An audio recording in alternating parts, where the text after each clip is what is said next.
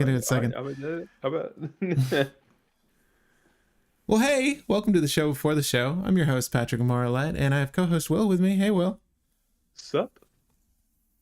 Any Uh, questions burning up in your mind, Will? I was gonna ask you how the wedding was because I haven't talked to you like in person since like you were doing all the wedding planning stuff. I know. I was talking with someone else about this on the Discord, and he was saying how it's like a second job, and I totally agree. It is virtually a second job. So last week we took pretty much the entirety off. So I postponed everything to include some MTG ambassador stuff in this video today, just to make sure. Obviously Watsy's team knew that I was getting married, and everyone else that I correspond with knew I was getting married. But yeah, it was like juggling a second job, and I'm so happy that it happened, and I'm sad at how brief it felt. Honestly, like because you spent our first email regarding this was over a year ago. Like it was a full year of planning and then some, and it all amounted to just a few hours in an evening. But I think all that preparation really helped because it went flawlessly. Even if the roof collapsed, I think we would have considered it a success. But it all went really well. Obviously, we're happy. We've been dating for 10 years, so being married is just like the cherry on top of this wonderful life that we have together, Will. But Yeah, no, I'm glad to stoked. hear. Glad to hear. No, yeah, I'm super excited, man. And the best part is, now I can stress a little less about that and focus on other cool things. Like I can get back out there, play some Magic, play some One Piece. Sorcery comes out this Friday. Whoop whoop! Like I've got time now to focus on these things. So I'm super excited. But how have you been, Yeah, man? yeah. I've been good. I've been trying to get as many random things out of the way as I can here and there. Mm. I wanted to be able to do more things this previous weekend, but I was working on Saturday, so couldn't Oh, blast out side projects. oh shoot. Yeah, what are you working But on? I know you have like a sword collection in the works, and you're not personally working on that, I suppose, but yeah, I'm waiting to get like some materials to continue working on that.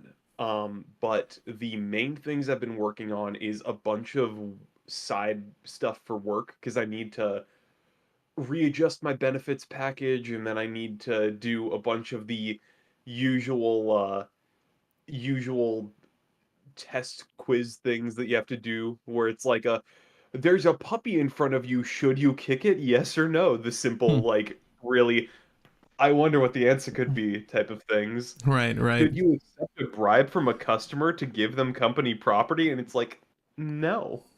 I'd kick the puppy without the bribe. Obvious answers. But no, that's crazy. Yeah. All right. Glad So I you just got to run through all that, and then the other thing, which I'm not sure if I mentioned on stream, but I have mentioned it to you, where I'm gonna make you that custom deck box for Oswald. I know. Well, it's not in the room. It's not within your immediate vicinity. But if you've seen the deck boxes that Will has used in our FNMs, it's those. Actually, Oh,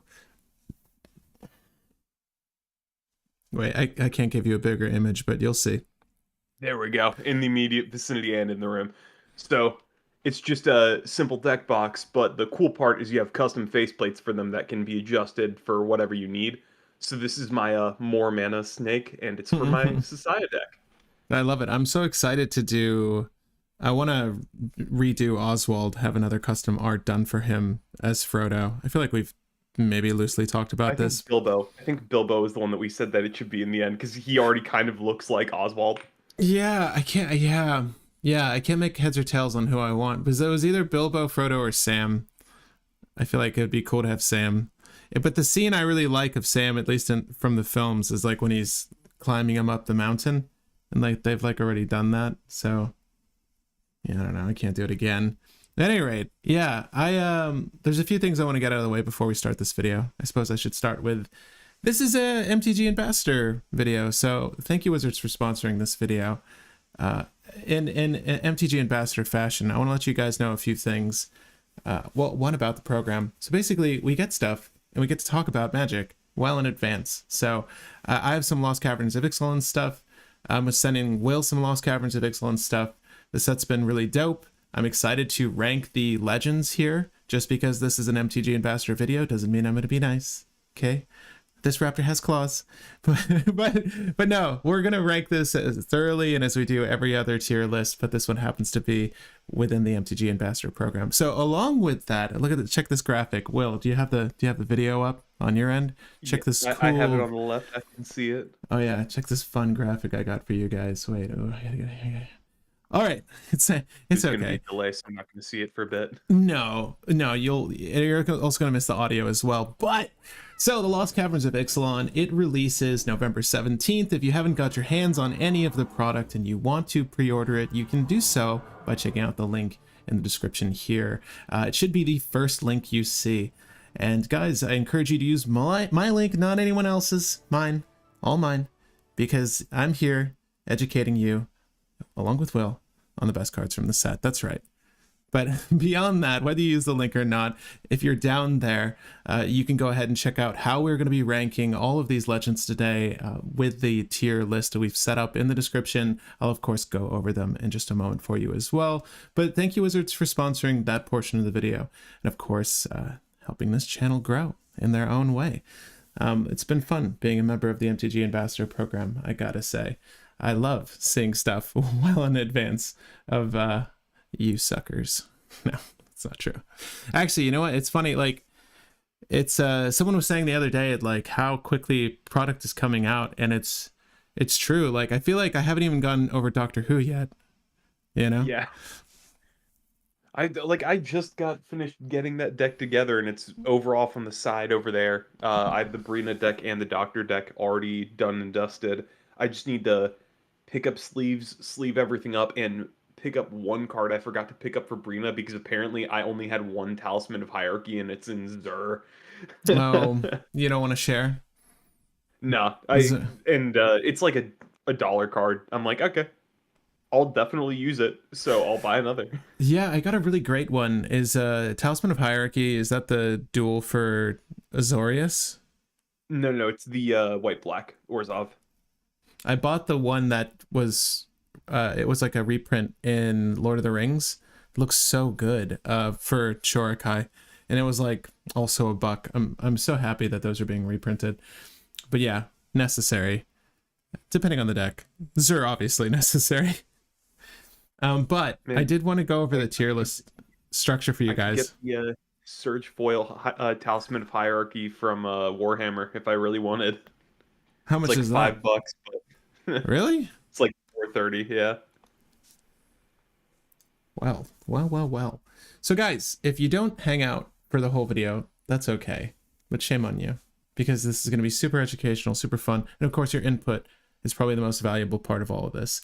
So sometimes we can't necessarily come to an agreement on where a card should land, and that's when we rely on you all. But also your input throughout the whole process can shape how this tier list will form. So it is fun joining the live. However, the VOD will be there for you. And moreover, once we're done with this tier list, I'll of course copy paste a version of it for you all to check out in our community post. So if you aren't able to stay for the whole thing, just pop on over there and you'll see the whole tier list resolved. But while we're looking at the tier list, thank you, Will, for setting this up. We have S, A, B, C, and D. I'm a firm believer that there should be only one letter grade in each category. I hate when you look at tier lists and people are like, yeah, this is S, S, S. And then this one's S, but that one's D minus. And I'm like, what? Where are these letters? No, there's S for cEDH playable. There's A for competitively viable. There's B for situationally viable. There's C for casual. And there's D for don't play. Don't play this card. And that doesn't mean that it's necessarily bad.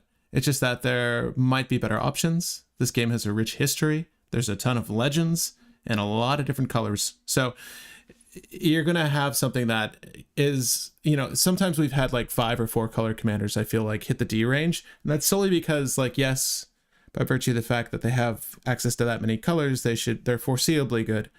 But that it also puts them up against a lot of other legends or partner pairings that exist in that part of the color pie as well. So we have to compare it against those. So in a lot of instances, those do hit the D range. So don't be miffed if that happens to your favorite dino today. Okay, D is for dino. That's what D is for today.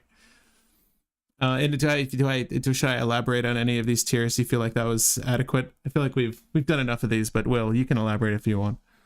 Yeah, it's we're primarily going to try to grade them off of how they are as commanders. If any of them specifically stand out as like a really, really good card in the 99, we might put it into one of the letter grade categories as a card in the 99, but we primarily focus on just as a commander, how good is this card?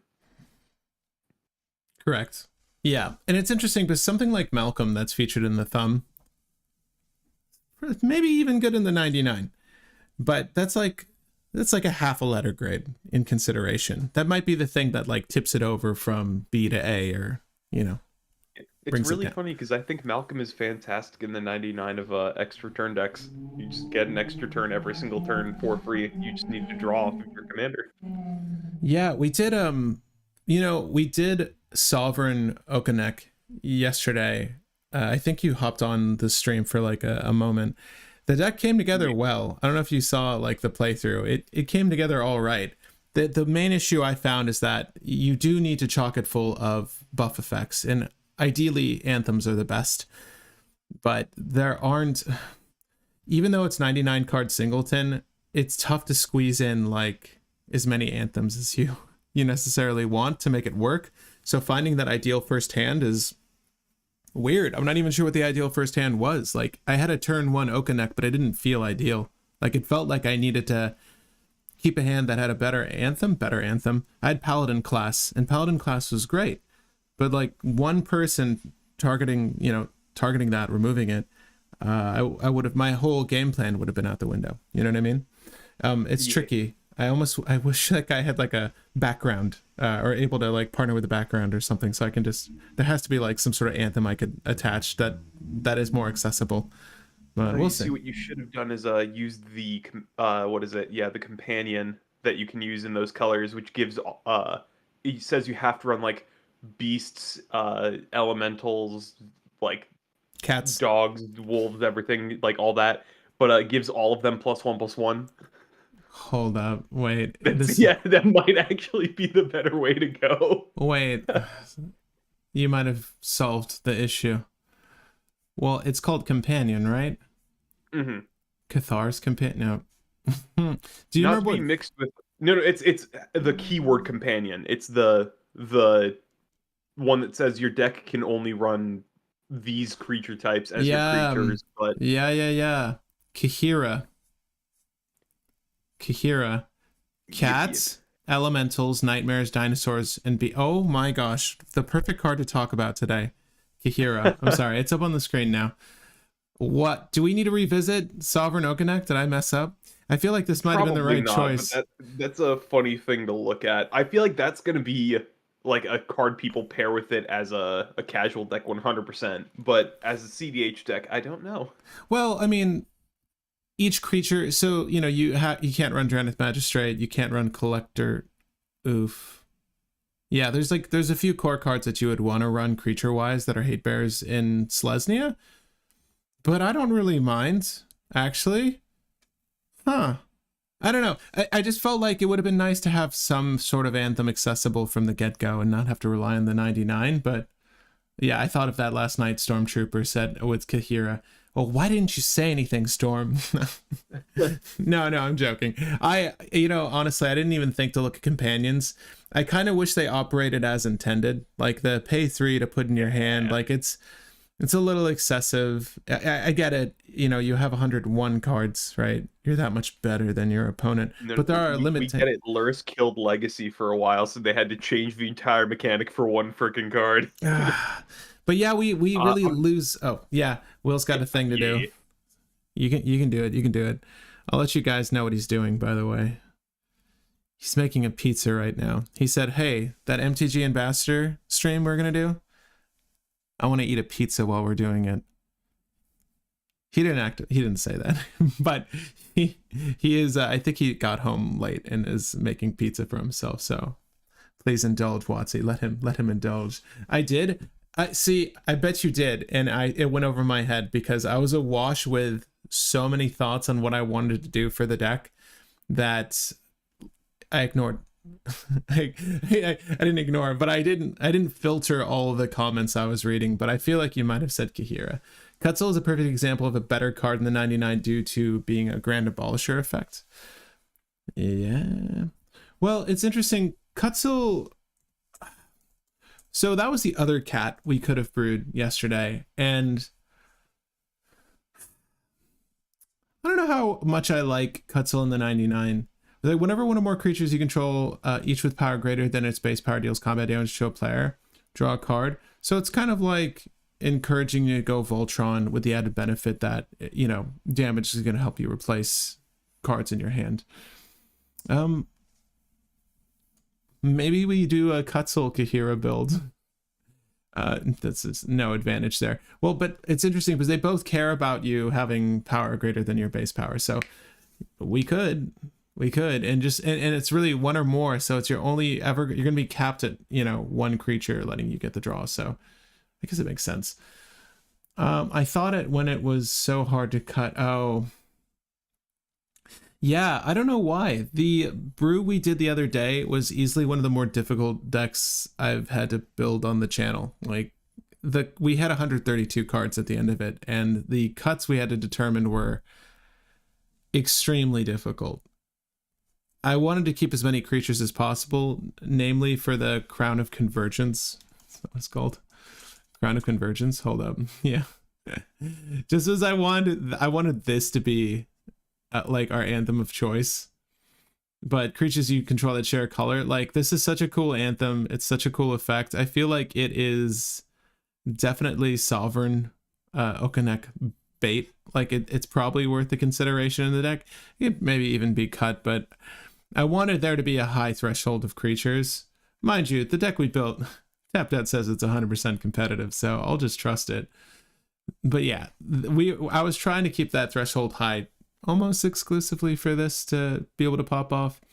It's interesting. We didn't draw into too many creatures ultimately, but we drew into both of our courts, which was amazing during our playtesting. There we go. There we go. So, what kind of pizza did you make?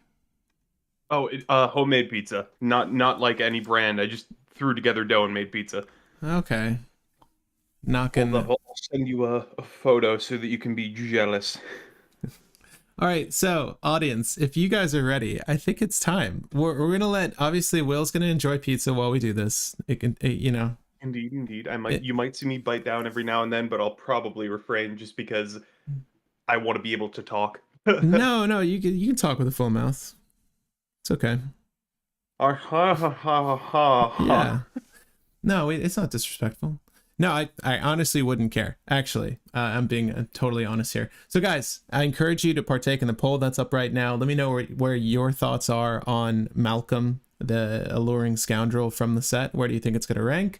But let's officially kick this off. Hey, welcome to, I was going to say the 99, but welcome to Local Game Group. I'm Patrick Marlett, your local game guy. This is Will. Hello, Will. Yep. And today we are tiering up the Legendaries from the Lost Caverns of Ixalan. Again, releases November 17th. I'll encourage you to use the link down in the description to pre-order your boxes of the set if you're looking to build out your collection. But for your own good, if you're looking to build out some of these Legendaries as a future Commander deck, we're going to go through every single Legendary from the set and hopefully tier it accurately for you to make an educated decision on which list you should buy up, right? So obviously the single itself and any other sort of accompanying cards that can go with it. In a lot of cases, the Legendaries that look really appealing in the command zone have a A+B combo and or are just good value. So that will sort of inform what the rest of the list should look like. We're not going to build every deck for you today, but we do have a few short videos coming out that are going to touch on a handful of these legends and ways to build around them, namely Carmen. Like, I really like Carmen. I had the train of thought earlier, but I didn't finish it. We did Sovereign Okanek yesterday, but I really want to build Carmen Cruel Sky Marcher, and we'll get to Carmen, I guess, when we get to Carmen. But Will, what is your favorite Legendary from the set before we even begin?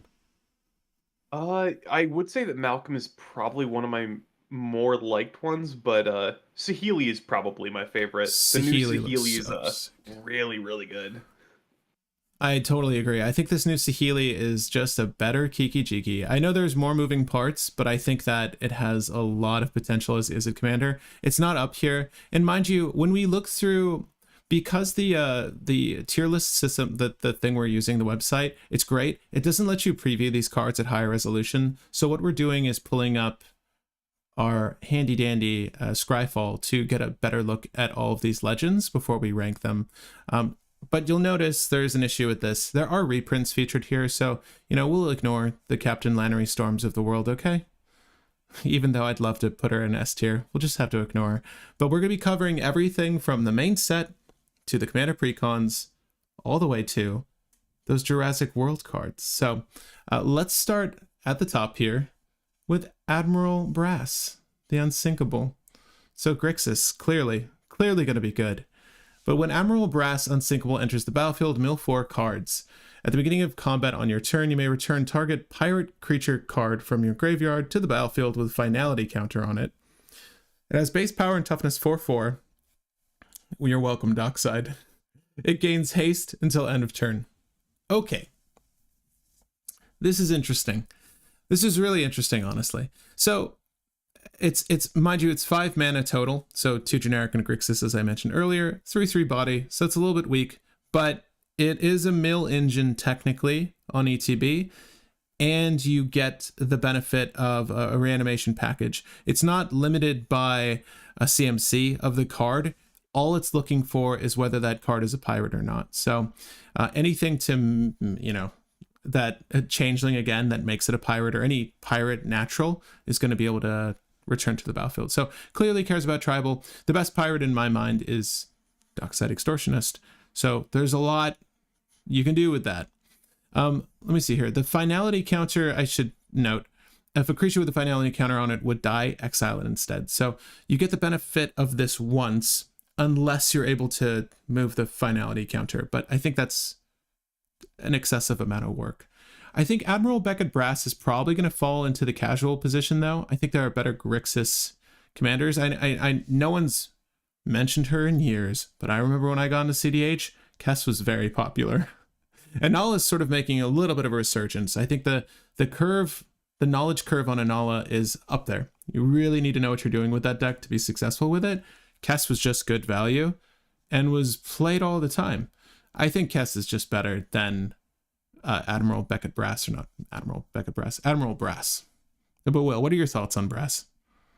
I am iffy on whether to even put it in C, just because it may be a D, just because it's 5 mana to mill 4 and initially do nothing until some of your pirates die or get into the graveyard. So you're trying to do a pirate game plan and like a self mill get cards into your graveyard game plan. There's just better things you can do with pirates. Like there's other commanders that just kind of buff your pirates, anthem your pirates, and that kind of thing. There's an Is It pirate that came out like forever ago that just says your pirates get +1/+1 for every time you've cast your commander from the command zone. That one's just a better commander because it anthems all your pirates by like +2/+2 pretty easily. That's interesting. I'd be curious to see where the audience falls here. I like Brass a little bit more, I guess, because it does play into, I mean, I'm looking at this from the lens of a cEDH player. I suppose I should have started with that. We both play this game, well, Will casually, but myself competitively. Will plays both. Yeah, he'll play both. But it's Only odd to 2 say. games. Yeah, it's weird to say. It's like it's not a different format or anything, but we are trying to pilot the, play for the most efficient play lines, play to win as quickly as possible, right? So I can understand where you're coming from there. I think Admiral Brass Unsinkable still would be a fun pirate tribal list to play in a casual setting, but I totally get you. It's not like it's going to help you conclude games in a meaningful way. I can put it in D as well. Alrighty. And I will say that I have it in order of color order for Ixalan, then color order for Ixalan Commander, then color order for Jurassic. So it may Okay. be good to cover it in that way. But Okay. yeah, it's gonna be hard to find Admiral. I think that she's like Oh, I near the got her. bottom. I got her. I got Yeah. her. But yeah, moving on to. Do you want to pronounce this one, Will? Which one is it? Is yeah. Clavelenio. The vampire. Oh, the vampire. 1 second. I Oh, was just there. uh, so uh, I can read it off still. yeah, Calavilenio, I think is how you pronounce it. I just wanted you. Because it's gonna be. Yeah. I'll read off all of these, and we can sort of just tee it off between who describes, their thoughts and feelings on the card first. Obviously, guys, pitch in whenever you want in the audience. But Clavelenio, first of the blessed. I feel like I'm gonna butcher a lot of names today, so forgive me. This one included. Clavelenio. Clavelenio. It's easier if you do the Spanish Spaniard accent. He looks sick though. Yeah. So Clavelenio, a generic and Orzhov 2/2 body vampire cleric. Whenever you attack, target attacking vampire that isn't a demon becomes a demon in addition to its other types. It gains when this creature dies, draw a card, and create a tapped 4/3 white and black vampire demon creature token. So, thoughts, Will? Bad Timna. You need to have vampires to draw, and then it buffs your vampires a little bit and gives them an on-death draw effect, and then gives you a replacement vampire for later. Play Edgar Markov. Yeah, Edgar puts you in Mardu as well. So Stormtrooper says Clav is bonkers. I think that Clav can get a C from me. I think that 3 CMC, I think that this is the kind of tribal thing I want to be doing because there's good value there, right? When the creature dies, obviously Clav needs to be on the battlefield, but you're getting to replace that creature with a draw as well as a 4/3 flying body that can help you close out games.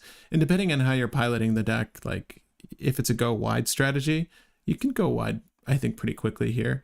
Again, I would say C for casual for Clav. It's definitely got more playability, I think, than Admiral Brass. Yeah. I think that this is worse than Brass, in my opinion. Really? Yes, it does give you, it gives you a potential additional body every turn and a potential draw every turn. But my issue is that you need to keep making vampires, new vampires, for him to be useful. Yeah, and then they don't need to be, they can be tokens as well, though. So anything that's going to generate the vampire is going to give you the demon. Yeah, but it's still, you need to get your commander out and then attack, and then it's a draw a turn. And it needs to still die. I think it's you can argue it's a C, but I think it's a D. There's just way better things that you can do. Okay, so Clavelenio. Okay, let's got to get the accent in there. Clavelenio. Yes.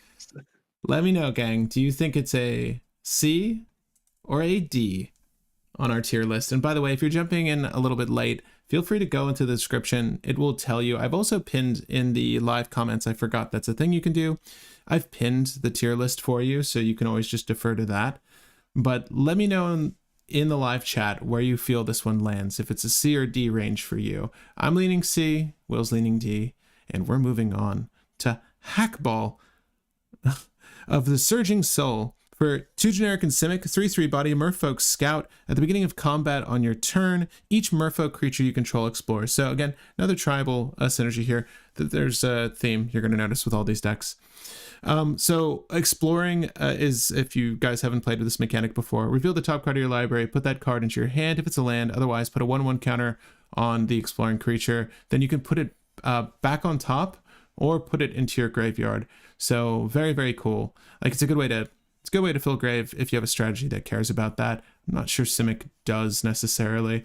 When Hackball of the Surging Soul attacks, you may put a land card from your hand onto the battlefield. If you don't, draw a card. So it's a May effect. You don't have to do this.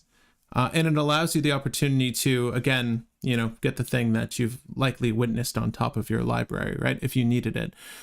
It's pretty good. I think that the card quality here is pretty solid on Hackball. Of the tribal face commanders, I'm pretty sure this is the face commander for this particular precon. I feel like I like this one best. I think it's solid. Again, I'm always going to be partial to draw in the command zone. So, and this one, you kind of get it twofold, right? So you can get your lands off the top freely, right? At the beginning of combat on your turn, each merfolk you control explores. You're buffing an army potentially. And depending on how many merfolk you've actually jammed into this list, you can actually do quite a bit here. I kind of like it a lot. Do I wish the triggered effect worked for all your merfolk? For sure. But I mean, the second triggered effect, rather. The attack trigger. Yeah. But what are your thoughts? How do you feel about this one? Really, really, really good. Just because even if you ignore the second part, the first part is just draw or like 2 lands a turn, so you're always hitting your land drops and filling up your graveyard, which can be a little bit useful. And green has recursion, so you're going to be able to recur the key cards that you want to get back. This just helps you get through your deck very quickly and find specific things you may need to win the game. I like it. My only issue is Merfolk Tribal isn't fantastic, but it's not horrible. I was going to say, what is your favorite merfolk? Well, and without saying Thassa's Oracle, I guess. But what is the best merfolk you can think of? Dang, every single time I think of like a card that I'm like, oh, this is a good merfolk, I'm always like, no, it's a siren, not a merfolk. What the frick? I mean, Thrasus has to be one of my favorites just because Tide Pod, but right. For the 99 though, there are 287 that exist, and obviously this isn't to say they'll all fit into a Simic list. What's the name? The is it not Cold Eye Selkie? The maybe it's Cold Eye Selkie, the one that's Simic and draws equal to the damage it does. Cold Eye Selkie deals combat damage to a player. You may draw that many cards. I got it right. There you go. Okay, so where are we putting this on the list?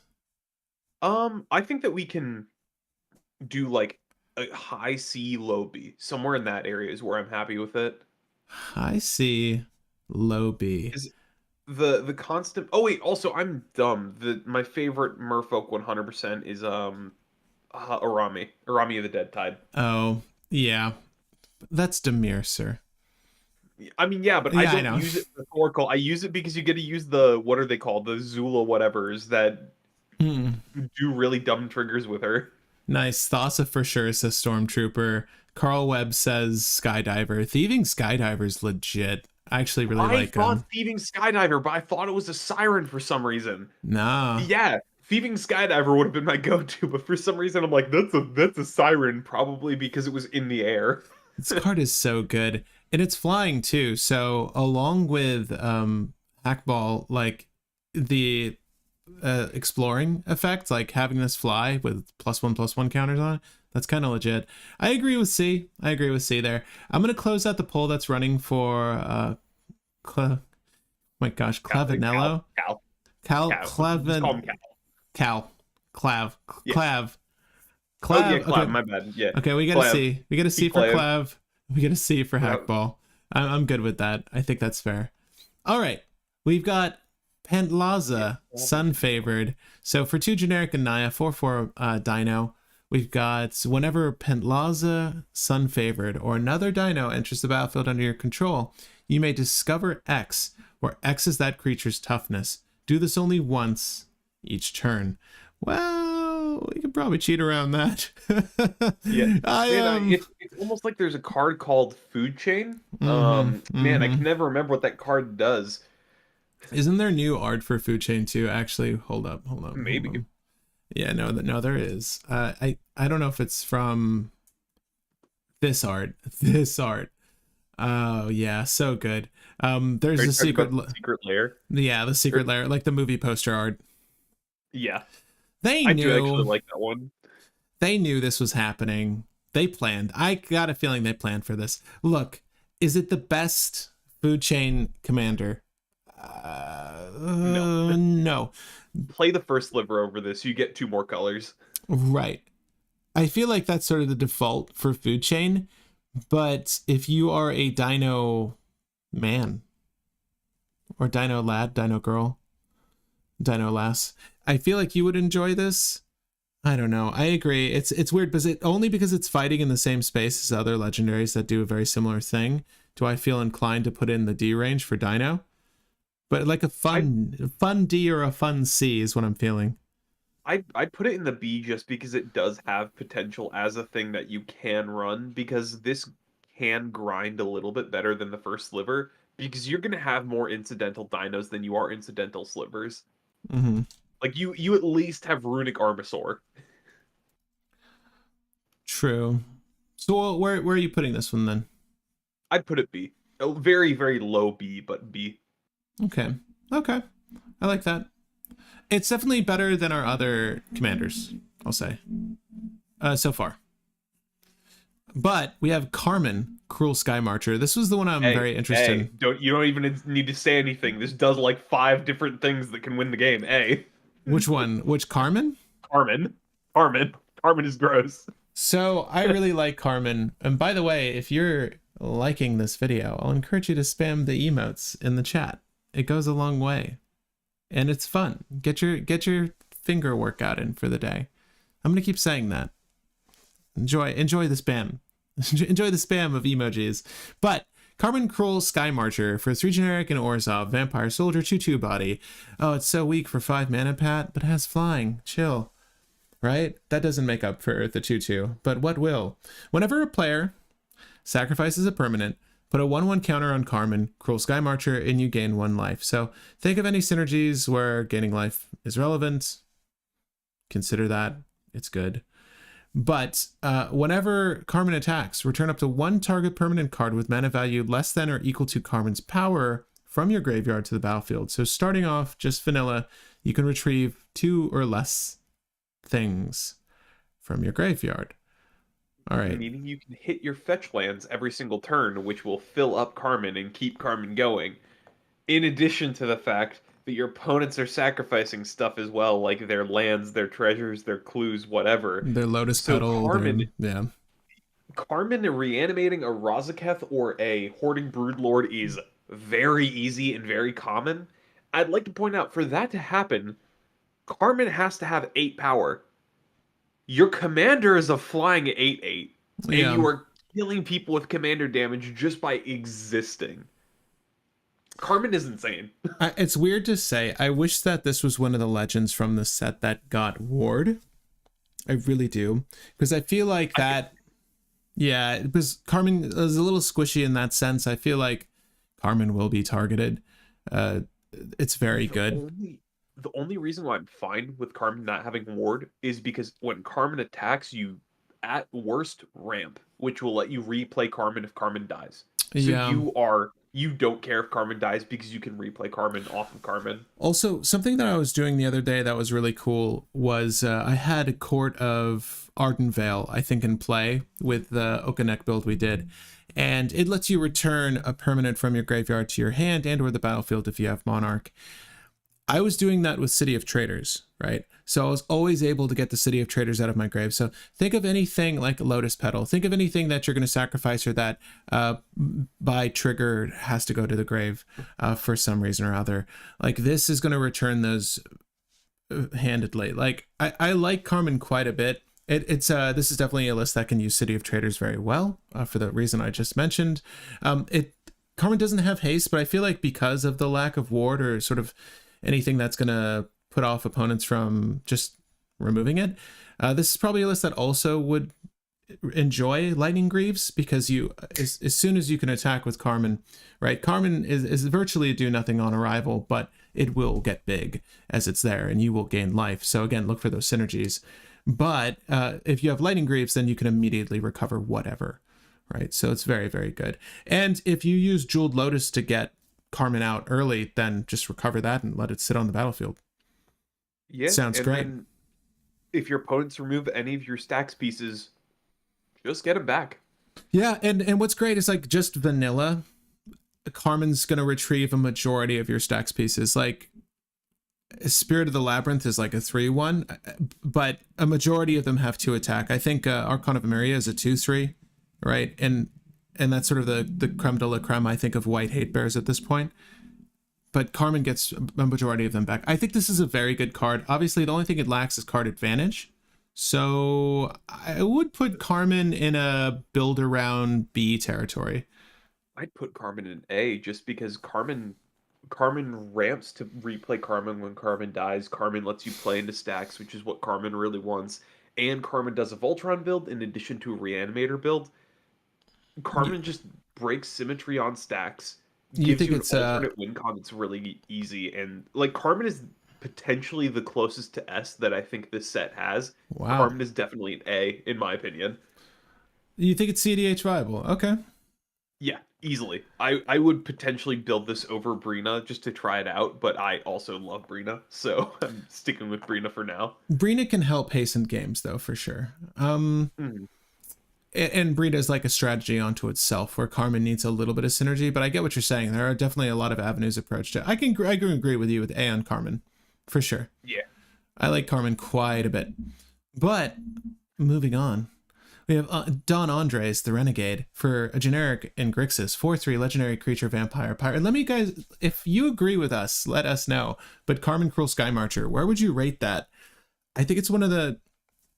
Again, I was looking at this the other day. I'm like, the legendaries they've printed in the set are really crazy. Like some of the effects are really kooky, and this is one of the better ones. I agree with Will. Was I was surprised that Carmen didn't put fatality counters on the things that Carmen brings back. I was Yeah, legitimately shocked about that. yeah, like finality or fate. It's finality. Yeah, Fatal. Is it finality or yeah. fatality? You're thinking of Mortal Kombat, sir. Different IP. We don't have any Mortal Kombat characters in Magic yet. Yet. That's not a hint. I'm not suggesting Yeah, anything. we legitimately don't know. I think we know about as much as everybody else does about the Mhm. next sets that are going to be coming out. Maybe like one extra card, but like we don't know much more than anybody else Yeah. Yet. But we've yet. got another Grixis commander, 4/3 body, vampire pirate. Each creature you control but don't own gets +2/+2 and has menace and death touch and is a pirate in addition to its other types. Okay. Whenever you cast a non-creature spell you don't own, create 2 tapped treasure tokens. Will, how are we casting things we don't own or gaining control of things we don't own? Well, red has plenty of hijack effects, so like I can see that happening. But the other effect is Yeah, Carmen. the other effect, you can use effects that allow you to play stuff from your opponent's hands, the top of their decks, or search from their decks to steal things like Praetor's Grasp. Opposition Agent will also allow you to cast spells from your opponent's decks, which is pretty cool and interesting. There are a lot of things that you can potentially do with Donnie, but it's just barely not there. I would have really liked if it was any kind of card draw on any of these effects. I think Donnie would have actually been Mm, pretty cool. But yeah. the issue is all the things that allow you to play from your opponent's decks are really high CMC, and then the hijack effect doesn't really do enough, or the hijack benefit effect doesn't really do enough. Right, and most of them are temporary, mind you. Like if you think of Zealous Conscripts, you think of Hijack itself, or you think of Claim the Firstborn. You think of any of these effects. It's till end of turn. They gain haste. They can attack. They have menace. They have death touch. Yada yada yada. So you can steal value. Like I can attack with your Timna as much as you're attacking with your Timna and get draw. I can use Praetor's Grasp to steal your Heuristic Study. Great, cast your Heuristic Study, draw. Virtually 1 mana because I'm creating 2 treasures. I think that there's a lot going for Donnie, but I agree with you. It's just not there yet. I think there needs to be more effects that benefit it. Or if Donnie just had a built-in effect that said, whenever you attack with 2 or more pirates, you can take the top card of someone's library. Like just sort of like a pseudo Ragavan effect, except without being as good as Yeah, Ragavan. But like it would have been if nice you to want, have the pillage, to cast cards from your opponent somewhere in Donnie's text, but we don't get it. Yeah. yeah, if you want something that works well with Donnie, there's Malcolm, and I don't mean the siren guy. I mean the Ian Malcolm. Yeah, well, which we'll actually get to today. Maybe we'll see. This is we historically like to take our time, which is okay. But yeah, we're 6 deep. Let's go. Let's go. Where are you with Donnie? I think C. Uh, See, because the buff is actually relevant in casual for a couple different reasons. Because Mm-hmm. Menace can get through some things, Death Touch can let you abuse damage effects, and the stats are still pretty nice. And getting a couple treasures here and there isn't too bad in casual. So see, I agree. And the question from the audience from Carl Webb is, would you rather run Carmen over the new Ob Nixilis though? Well, it's interesting. They're not quite operating on the same level. Obviously, Ob Nixilis is card advantage plus the buff effect. It's a flying trampler. It's a different range of colors though, and it lacks the recursion. So I think the things you're doing with Ob Nixilis are a little different. And obviously there are combos that exist in Ob Nixilis that are very good for closing out games. The I fact that they both get counters and they both trigger off of fetch lands that I feel like makes them very similar. right. I'll say, Carmen might be better than Omnixilis only because it's an insta win with Entomb. You just play Entomb, get anything back from your graveyard because you will get Carmen to Mm, be 8 power very quickly, and then that means anything gets reanimated. I don't disagree. And like, it's just as easy as having Carmen resolved before your opponent's dockside. It's really just that easy. Because as soon as they crack those treasures, which is going to happen, then your Carmen's like a 12/12, just out of nowhere, right? On one rotation for all the fetch lands that occurred, yada yada. Like I agree. It's interesting. I think that they're both good and they both have different play patterns. So I would say it depends on what you feel like playing. I feel like Op Nixilis is probably just being in Rakdos is more gung ho, and you have all the ritual fast mana to ramp Ob Nixilis out, and you kind of want to play for that ping combo, where Carmen's a little bit more contemplative and controlling. Yeah, I don't know. I like both. But Yeah. Weta, Trainer Prodigy, Naya, 1/5 body, human warrior, legendary creature, haste. You can pay 2 generic and a green, tap, target creature you control fights another creature, target creature, excuse me. This ability costs 2 less to activate if it targets 2 creatures you control. If you didn't play the original Ixalan, there are dinosaurs that care about taking damage. There's even a card called Ryle, I think, that allowed you to ping like 2 things.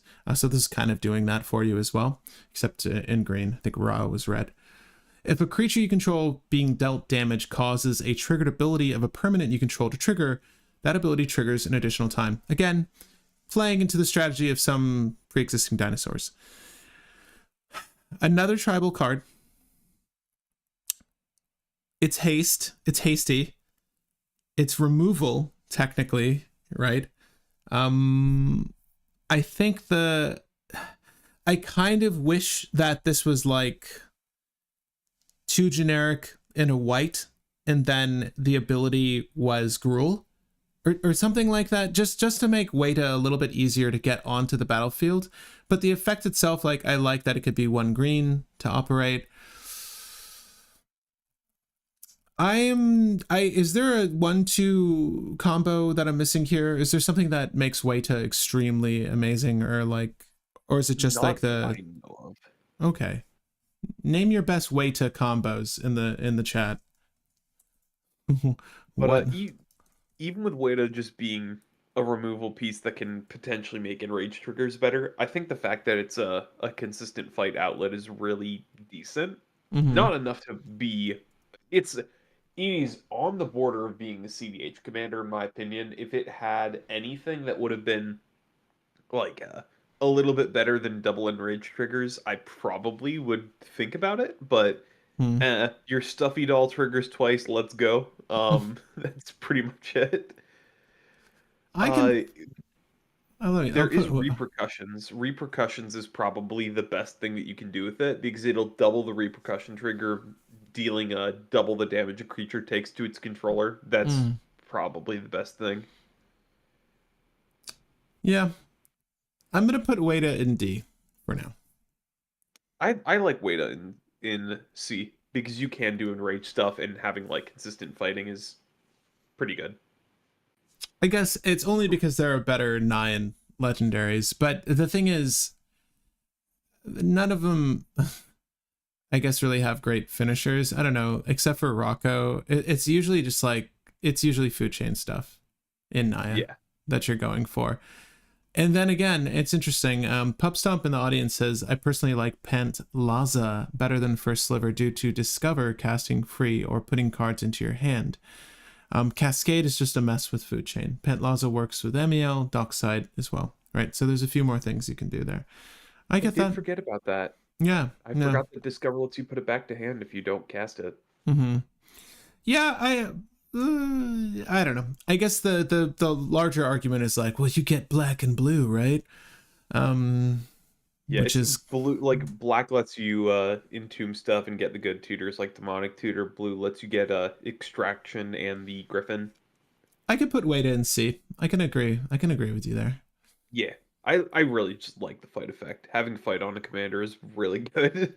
So speaking of flood counters, because you just mentioned them, well, no, Yeah, actually, totally. I can't. I just can't stop talking about Flood of Mars after I won that one game with it. I know. Oh, no more flood counters, please. Well, we got one more here. Zola Toyak, the Smiling Flood. Guess what it does? 4 generic Simic 6/6 body, so it's a 6 for 6/6. Seems fair. Salamander Serpent. Look for those salamander combos, folks. Whenever Zola Toyak, the Smiling Flood, enters the battlefield or attacks, put a flood counter on target land. That land is an island in addition to its other types, for as long as it has a flood counter on it. At the beginning of your end step, untap each permanent you control with a counter on it. So that bottom triggered effect, it doesn't care if it's a flood counter. It just needs to have a counter. So -1, -1, +1, +1. Any of the roll, counter. Sorry, got a little bit ahead of myself. I was thinking of the rolls from the previous set we just covered, but any counter. So you can, is it counters that do like the death touch counter from what is it, Ikoria? Ikoria, yeah. Yeah, those are counters too. So there's plenty of counters that you can allocate here. And what's neat is that what's neat, Zolotech is 6 CMC, so you're in the colors of good ramp, so you should be fine. But by the time you get Zolotech out, you should have allocated a handful of counters, so you can start using that effect to some extent. The way I'm really looking at it, just baseline, is the fact that you can untap lands and you'll always have an option on your opponent's turns. It's not every end step, so you're not always going to have mana available to play your counter spells or whatever, but on your end step, you'll at least have the option against 3 opponents. And generally speaking, depending on the point of the game you're in, you know, you only need so many lands in a cEDH setting to really have interaction, at least in blue. So it's okay. It's okay. I will say combos with Adric. Oh, That is the only relevant one. It's another Doctor untap all of your Who. X with Adric. Right. If you guys didn't catch our coverage on Doctor Who or Adric, well, there's our boy Adric here. So copy target activated triggered ability you control. You may choose a new target for the copy. Sacrifice counter target. Okay, so if Adric has a counter on it, you can, depending on your board state, right? So in an ideal world, you could have infinite mana technically. If Adric had a counter, your lands have the counters, and you need to have, I guess, like one, not Ancient Tomb. Let's just say it's Guy's Cradle with like enough creatures and then like one island. Oh, it's an island in addition to its other types, right? That's interesting. Yeah. So you could technically, it's like Guy's Cradle in any other land, pretty much. yeah, that's actually kind of cool. So technically, you can get there with Adric kind of easily. Yeah, it's not too much trouble, but it's not anything fantastic. I still wouldn't really put this in the cEDH category because you're competing with 13th Doctor Adric, which has Adric in the command zone and has a cheaper commander that combos with Adric. So yeah, no, it's sorry. Right. Axolotl is cool, but not good enough. Is that how it's pronounced? Huh? For the The name? No. no. It's just a giant axolotl, so I called it axolotl. You're gonna put it in D Well, I put it in C maybe because it for still the is like a Adric for the cool, Adric big combo. dumb. Not with the Adric combo. It's still just a big dumb value commander in Simic, and Oh, casual loves big dumb value commanders in Simic. look at those cute little arms. That deserves a C. Yeah. Okay. It's enough said. Enough seen. Enough said. We've got Tetsun, Gnome Champion. I believe we're still in, by the way, are these all, hold up. No, this can't be right. Are these all in the Commander Precon? Yeah, I think the Tetsun and the next one are in the collector's boosters, or sorry, the next. No, yeah, the next one because I think the Wow. other one is in the pirate deck. But yeah, Xavier, right. And then Francisco. Okay. Okay. And then, yeah, we get to the reprints over here. Cool. So we've got Tetsun, Gnome Champion. By the way, I actually really like the gnome art from this set. Like, they're very, very charming. There is a flip side to this card. We'll look at that in just a second. But for Jeskai, we have 2/2 body, gnome, artifact creature. Artifact's relevant. Whenever Tetsun or another double-faced artifact enters the battlefield under your control, mill 3 cards. You may put an artifact card from among them into your hand. Craft with 6 artifacts for 4 mana. So pay 4, exile this card. Exile the 6 from among other permanents you control and or cards from your graveyard. Right? You are getting a mill here, so you can get there pretty easily. Have to be artifacts though, mind you. Return this card transformed under its owner's control. Craft only is a sorcery, so you can't do this to surprise people. But the Golden Gear Colossus. Vigilant Trample 6/6. Whenever Golden Gear Colossus enters the battlefield or attacks, transform up to 1 other target double-face artifact you control. It has to be artifact, sadly. Create 2 1/1 colorless gnome artifact creature tokens. This is pretty nutty. It itself doesn't make tokens, right, which would help expedite this process. And neither of these sides really help you conclude a game, and none of them really offer you advantage. the only thing that I'll say is the front side is really good with Displacer Kitten because it has ETB, mill 3, put a card to your hand, which can trigger Displacer Kitten repeatedly, doing it over and over and over again. So you can kind of storm off with it, but there's just way better options. And then the backside, the most notable thing that you can do with this and the most overpowered thing that you can do with the backside is transform it and immediately turn Azor's Gateway into the backside and then make 40 mana. That's not bad. So there's a lot of cool greedy value things you can do here, but it is very awkward for cEDH. It is awkward for cEDH. I'm gonna put the note again. I don't know if this slides into D territory. Is this another fun C? It's definitely cool C because you can filling the graveyard so that you can craft is not hard at all. No. And then flipping and not having to pay the cost for any of the flip effects from here on out is kind of gross. I can't wait to get to Francisco. ET already mentioned the Malcolm builds. Obviously, that's sort of we're going to get there in a second. I like Francisco a lot, though. But before Francisco, there was Xavier Sal, Infested Captain. For what is this color pair again? It starts with an Sultai. S. Sultai. Thank you. 3/3 body, human fungus pirate. Giving me some real Pirates of the Caribbean vibes in a good way. Remove a counter from another permanent you control. Populate. Activate only as a sorcery. So you have to tap to do this. And this will counteract your axolotl, so don't do it. Tap, sacrifice another creature. Proliferate. Activate only as a sorcery. So this is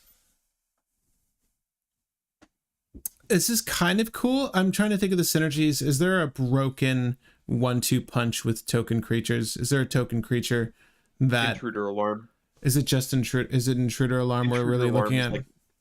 It's like the best thing that you have because you just need things that say when X untap Sal so that you can keep going. Right, and then make an army. Sadly, like the creatures you're populating with. Are there creatures that enter like base power toughness 0/0 and then they come in with a +1/+1 counter as like a token? Not really. Not sure. I can quickly look that up actually. Right, But my token knowledge is limited. I've never really tried to build around token strategies, honestly. So I'm having to think a little differently with Xavier here. Sacrificing another creature to proliferate, that's pretty self-explanatory. What's cool is you can hit any number of things when you do this. So if you have a wide range of counters, obviously you get to do the thing. But that can also feed into the counter manipulation. But again, Intruder Alarm it will trigger. It's not one or more, I don't believe. I believe it's. Oh, Scurry Oak is the other one. Pup Stomp brought that up. Oh, thank you. Xavier combos with Intruder Alarm and Scurry Oak. We'll look at Scurry Oak in just a second, but Intruder Alarm is whenever a creature enters the battlefield, untap all creatures. So if you were able to generate 2 creatures at the same time, they'll both trigger this simultaneously, and then you'd have 2 triggers on the stack to interact with Xavier. And it only takes the tap. Scurry Oak is a card we've touched on, well, when this set came out, and it's also another combo card, I think, with a Lord of the Rings card, like Rosie, I believe is the combo card with this. Whenever 1 or more +1/+1 counters are put on Scurry Oak, you may create a 1/1 green squirrel token. So you just need to remove the +1/+1 counters to make creatures. You can sacrifice the tokens to put more +1/+1 counters on it, then remove the +1/+1 counters to make more tokens. So you're just making like infinite tokens very easily with this and getting infinite untap. So any dork or anything is gonna do some crazy stuff. There are combos here, but it is like you need 2 specific cards, and those cards are kind of like bad dead cards unless you have specifically Xavier like, out. Yeah.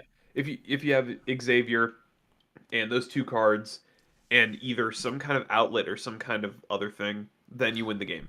I kind of wish Xavier had generic in its cost so we can like Hall of the Bandit Lord this. I feel like you're not going to play Xavier out for value. Like you're well, maybe you will. I don't know. It's tricky though. It's like there's no haste either. There's no good evasion here. I feel like it's I think it's a C for captain, if anything. I don't even like him as a C because in casual he's competing with the track set. Yeah. But look at that lovable fungus face, Will. I know. There's just better populate commanders and there's better proliferate commanders, because the issue is he's missing the best token in the game to populate, which is Smog. Because you need red for Smog. It was also brought up the Ivy Lane Denizen as well, by the way. Yeah. So whenever a green creature enters the battlefield. Yeah, there are combo cards. They're a little odd though. Right, like they're not very good outside of combo. Poison Commander. Xavier Cell combos, yep. Double face seems card pool's a little too shallow. Yeah, I agree with the I agree with Tetson there, Carl. I will say that if you want the funniest thing that you can do with him, I'm trying to find the card right now because I don't know it off the top of my head because I never run it. But it's the card that says when you... Oh, there we go. Generous Patron. It has support 2, and whenever you put 1 or more counters on a creature you don't control draw a card, you can proliferate to draw like 10 cards. It's terrible, but it's funny. What's it called again? Generous Patron. Oh, I love Generous Patron. Yeah. Actually, really... Generous Patron. Oh man, I always want Generous Patron to be... Well, so Marath, Will of the Wilds, this is like a tech card I would run in Marath. I like Generous Patron a lot. Okay, well maybe I'll put Xavier at C just because I like that it synergies with one of my favorite pet cards. Yeah. Sorry. I'll agree with that. You're fine. You're good. Yeah, sorry, but audience can disagree. It's all right. We're allowed to move things for quirky reasons, right? I mean, I don't know. I think that obviously the audience likes Xavier enough as well, it seems. I think we all kind of agree can maybe fit into casual territory, but it's definitely a build around card. Like you very much need the right synergies for it to work. But I did want to move on to our next card here. Francisco Foul Marauder. So face value looks really bad till you read that very last bit of text on the card itself. Generic black... Great card, yeah. Partner, very last piece of text. 0/1 flying Francisco Foul Marauder can't block. Poo. Whenever 1 or more pirates you control deals damage to a player, Francisco explores. Partner. So Demir, great part of the color pie. I'm trying to think of who you would want to pair Francisco with. Is there not a pirate that you can partner Francisco with? Malcolm. Yeah, not Yep. the new one, the old one. And Yeah. Breaches is the red one that you can partner with. seems pretty good. I mean, so look, I've seen the Malcolm Kedis builds, and I think Underworld Breach is a house, probably my favorite card to combo with. Particularly outside of Commander, there's just more fun things to do when you're drafting with it. But it's a card that plays into a lot of strategies and works with a majority of other colors that red can be paired with commonly. But gets by really fine with it because of brain freeze, yada yada. Francisco putting Malcolm into Mirror. What is the best thing you can do? Oh, you wait. Oracle. Thoracle? You're just thinking you just want to have access to Thoracle, DC, and Tainted Pact? Is that all you want, Will? Kind of. My thing with Francisco is the only real thing that you care about for kind of filling up your graveyard in Dimir is usually Yawgmoth's Will. Mm-hmm. Mm-hmm. So you're gonna explore, you're gonna fill up your graveyard a tiny bit, usually going through about like 2 cards a turn. You're always hitting your land drops, and then you're filling up your grave where you need to in buffing Francisco. It's okay, but it's not fantastic. Funnily enough, I actually like Francisco Kedis a little bit more because if you can get either another pirate out or any buff on Francisco, you start the Kedis train and then Francisco becomes massive very quickly. Yeah, it's interesting because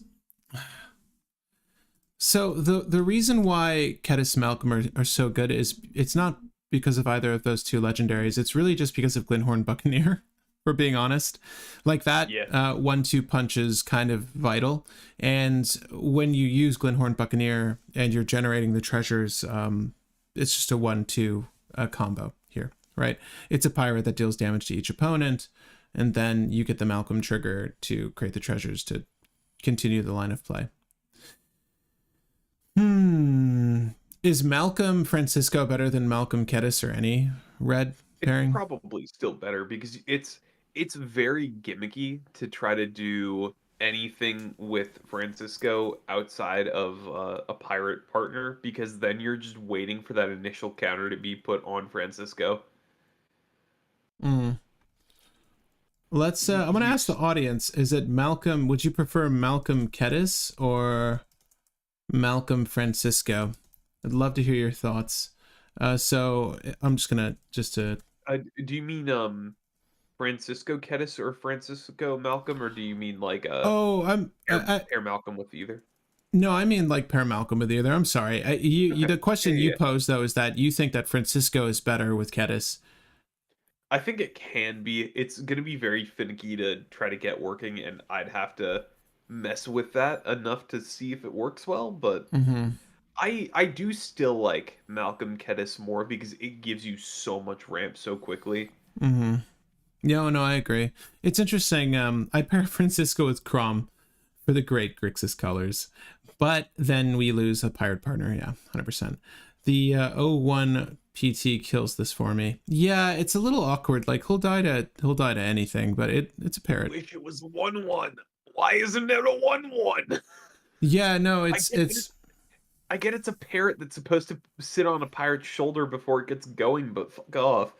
yeah, no, it does hurt the card quite a bit. Like it is demanding that you partner this with another pirate that can deal damage for you. Otherwise, it will never get to do it itself. It really could have been a 1-1, I think. That does hurt Hear it. me out. Pago out of spite. You give Francisco a rock, and then it will get its first counter. Yeah. See you guys now. I love that. Or how do you spell Togo? Togo. Two G's? Toggo. Two G's. Yeah. That's better. That's better. Whenever land enters, that's so amazing. Well, It's funny. where do we put Francisco? I'm sorry, I just completely lost track. I you could put Francisco probably in B just because having a little bit of draw with Malcolm is useful. I'm not a big fan of him. I wish he could do more. Also, I agree. I just has to, like. there's, Hmm? there has to be some line about killing two birds with one stone with a Tago Yeah, yeah. Francisco. There has to be some kind of line there that I'm missing. We should do it. That's the build we should do next. Everyone's forgetting about Tago. We need to bring him back. Tago Francisco. Yeah, I think Tago Silas is still the Tago. There's Tago Silas and Tago Kodama because Tago Silas makes Silas a kill con on anything, or not kill con, but a removal on anything because Death Touch. And then Tago Kodama is just play every land in your hand. So all the rest of these I'm skipping past are just reprints. So we're going to get to the new cards with you guys. Let me just pull. I think all of these are reprints up until our first god down here. Yeah. Okay. So we're going to look at Ogier talk in a second. But before I do that, I'm going to agree that Francisco, I think just by virtue of the fact that it's a partner, if you needed black and you have the right synergies, mind you, there are good pirates that exist, extremely playable ones. I think having access to Ragavan and having access to Dockside as pirates is like that. Just you would need to be in red, obviously. So Tago. Yeah. But no, I think it's fine. I could see it being a build around B easily. Let's see here. Throw a stone at a bird. Yeah. Malcolm does need combat damage. Franco does. Malcolm does need combat damage. Franco No, does. no, no. The Malcolm partner does not require combat damage. Mm-hmm. Oh yeah, there you go. Yeah, yeah, he corrected. Yeah, yeah, yeah. Gotcha.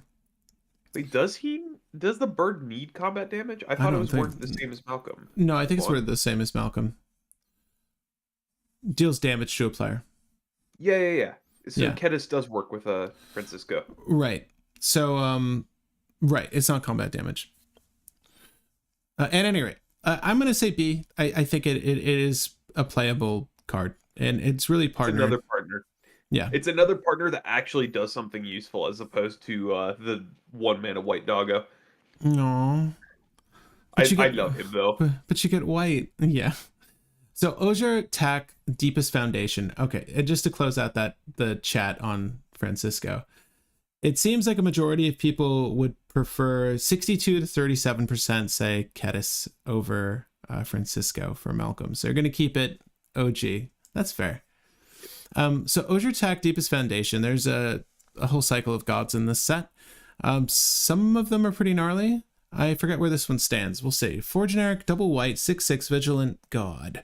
If one or more creature tokens would be created under your control, 3 times that many of those tokens are created instead. It's quite a lot. Whenever it dies, return to the battlefield. It's tapped and transformed under its owner's control. These are pretty cool. They turn into like their shrines, essentially. Temple of Civilization. Yep. So you can add a tap to add a white mana or pay 2 and a white to transform Temple of Civilization. Activate only if you attacked with 3 or more creatures this turn and only as a sorcery. So you should get there. The front end helps the back end, helps the front end, and then, you do it all again. So there are good synergies for this. There are a lot of token generators in white, like a lot of token generators, a lot. I think Sarah Ascendancy? What is it called? The one that makes angels. Luminarch's Ascension. Luminarch's Ascension is sort of like the big to-do in white. Oh, I'm never gonna... Yeah. This is likely going to be the new angel commander. Not as like it's great with angels, but it is really good with all the angel token generators. So I think that this is going to be a really good casual commander. As for competitive, I hate that it says creatures. If it said when you create a token, create 3 times that many, I would lose my mind with Smothering. No, they had to limit it a little bit. Yeah, agreed. I get that. But there are so many token generators. I can see you. The general strategy, I think, for Ogier is really just going to be Ogier, stacks, token generator, profit, right? So your card advantage is going to come by way of triplicating every creature token. Obviously, if this let your Smothering Tide just go off, right? You should I'm gonna make. You're gonna pay the 2, or am I gonna make 3 of these things? It's really, I think Ogier is really good. I honestly having played a lot of mono white. I feel like this is one of the better ones. I gotta say though, 6 CMC is really high. Yeah. Let me put into perspective though. With God Eternal Ketra, God Eternal Ketra made like an okay Mhm. mid to low tier cEDH commander because you just play your stacks pieces and get free 4/4s with vigilance. I With like I this, like Oketra, you by the way. Another god, yeah Mesmer effect. Sorry. yeah, but with this, you need to get something that's going to slow down the game and the board so that you can get to 6, and then you need to have something that's going to make creature tokens, which there's a good amount, but it's still so slow. You It is run God so Eternal slow. Oketra in the body. I'd rather run this in the body of God Eternal Ketra. Yeah. All right. I'm fine with saying that this is a cool casual card. Yeah. Oh, casual. This is fantastic. Yeah. Yeah, I'm happy with that. I don't think that anyone's going to be able to do anything crazy with it in a competitive setting, but I like it quite a bit, and I like how these gods function from this set quite a bit as well. But speaking of gods, every god has an advisor, right? A call. First among equals. 2 generic and a blue, 1/5 human advisor. At the beginning of each player's end step, if an artifact entered the battlefield under your control this turn. Interesting. Look at the top 2 cards of your library. Put one of them into your hand and the other into your graveyard. So you get a little bit of card advantage here, not quality. You get to draw a card. But it's also card quality in the fact that you're seeing 2 cards. The thing is, it's nice that it triggers on each player's end step, but how many flash artifacts? What? Name me the ways, Will. Emery, what are you doing? What are you doing to put these? Well, for the flash effects, you have Shimmer Mirror, Liberator, and Skittering Cicada, in Now. addition to Born Upon a Wind. But these are the 3 ones that stick around. Imagine you born upon a wind just to play like a Lotus Petal, and like, yeah, I gotta get these triggers in. I know. But those are like the 3 consistent ways that you get stuff on your opponent's turns to get your draws and your fixing and fill up your graveyard. But yeah, there's not really any great purpose in filling up your graveyard too much, and building with artifacts into that just feels bad. This is kind of a D. It goes in the 99 of a couple decks probably, just because it'll give you some draw, but it's a D. And will eternally block any Timnas. Yeah, true. This can almost block a Crom. It just needs flying or reach or something. Reach. Yeah, exactly. Give the boy reach. I'm gonna put the advisor in the D territory only because you're playing a mono blue commander that exists. That's very good. Arkham Give Jackson. this man a high chair so he has reach. Give this man a higher throne. Elevate him to God status. It needs Yeah. But speaking of a guy who's not gonna have trouble reaching things, Malcolm Alluring. I'm gonna try to segue into every legendary. Okay, Malcolm Alluring Scoundrel for a generic and a blue, legendary creature, Siren Pirate, 2/1 body, flash. Sadly, not an artifact. Flying. Whenever Malcolm Alluring Scoundrel deals combat damage to a player, put a chorus counter on it. Draw a card, then discard a card. If there are 4 or more chorus counters on Malcolm, you may cast the discarded card without paying its mana cost.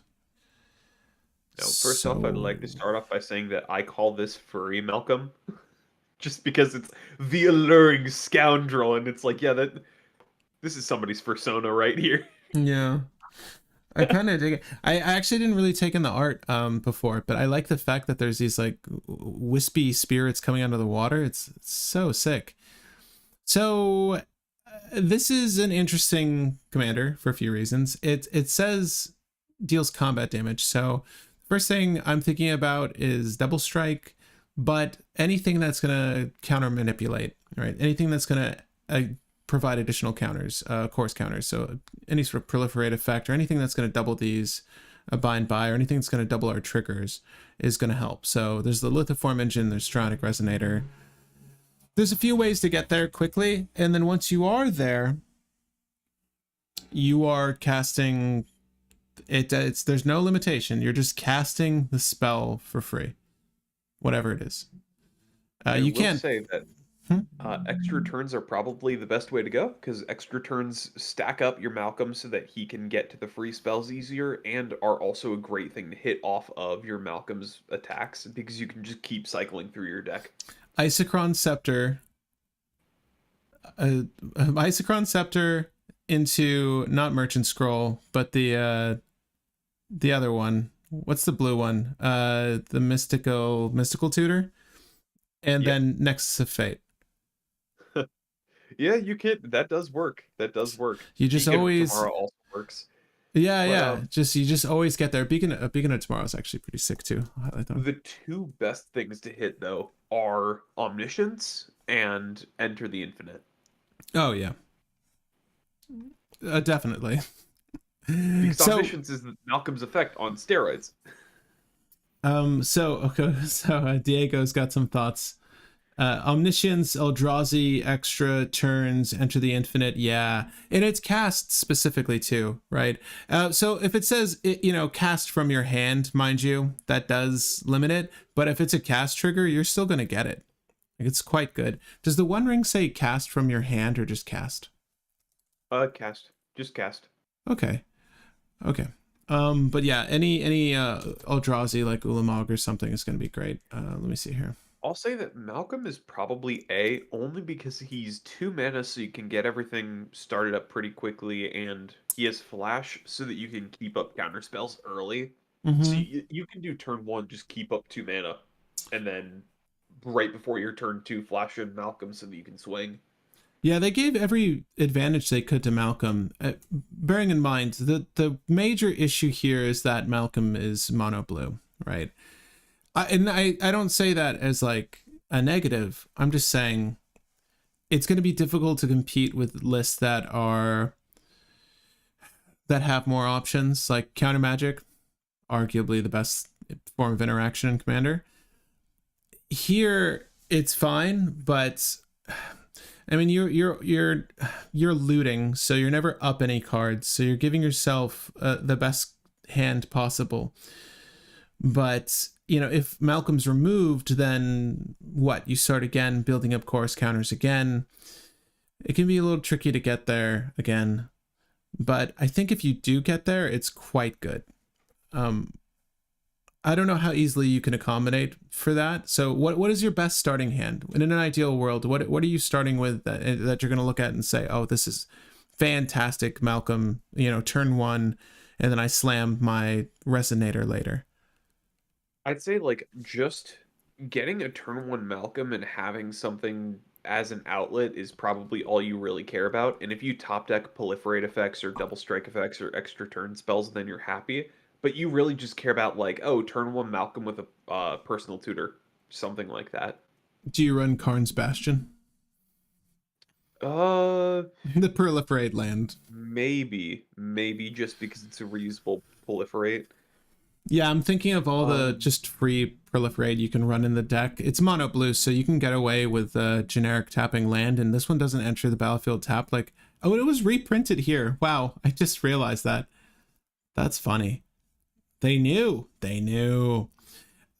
Someone did bring up the Ozolith, which, by the way, yes, it does Yes, work with all kinds of yes, counters, not just yes. +1/+1. So you can do that. Right. So your ideal turn 1 is what you're saying is land, Jeweled Lotus, hold Jeweled Lotus, Ozolith, off turn, flash in. I don't know. You can wait, is what I'm saying. You don't have to. But Yeah, that is functionally something you can do. And then basically, if your Malcolm dies, you'll always have access to those counters, essentially. Specifically, yeah, chorus counters. Yeah, I think Ozolith probably goes in this deck, by the way. yeah. Yeah. It's a If good safety net. it's the only, it's the it only really cares about Malcolm in this list, but it's still probably worth running in the list. Yeah.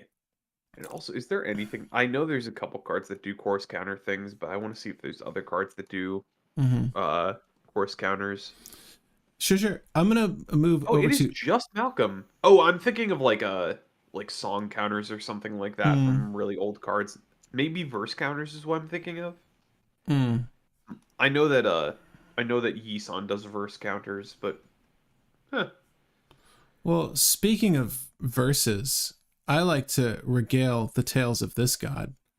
Ojer Pakpatik, the deepest epoch. For 2 generic 2 teardrops, 4/3 body, god, flying. Whenever you cast an instant spell from your hand, it gains rebound. If you don't know what it does, exile it as it resolves at the beginning of your next upkeep. Rather, you may cast it from exile without paying its mana cost. There is a white spell that does this that is very popular, but now everything has it. What?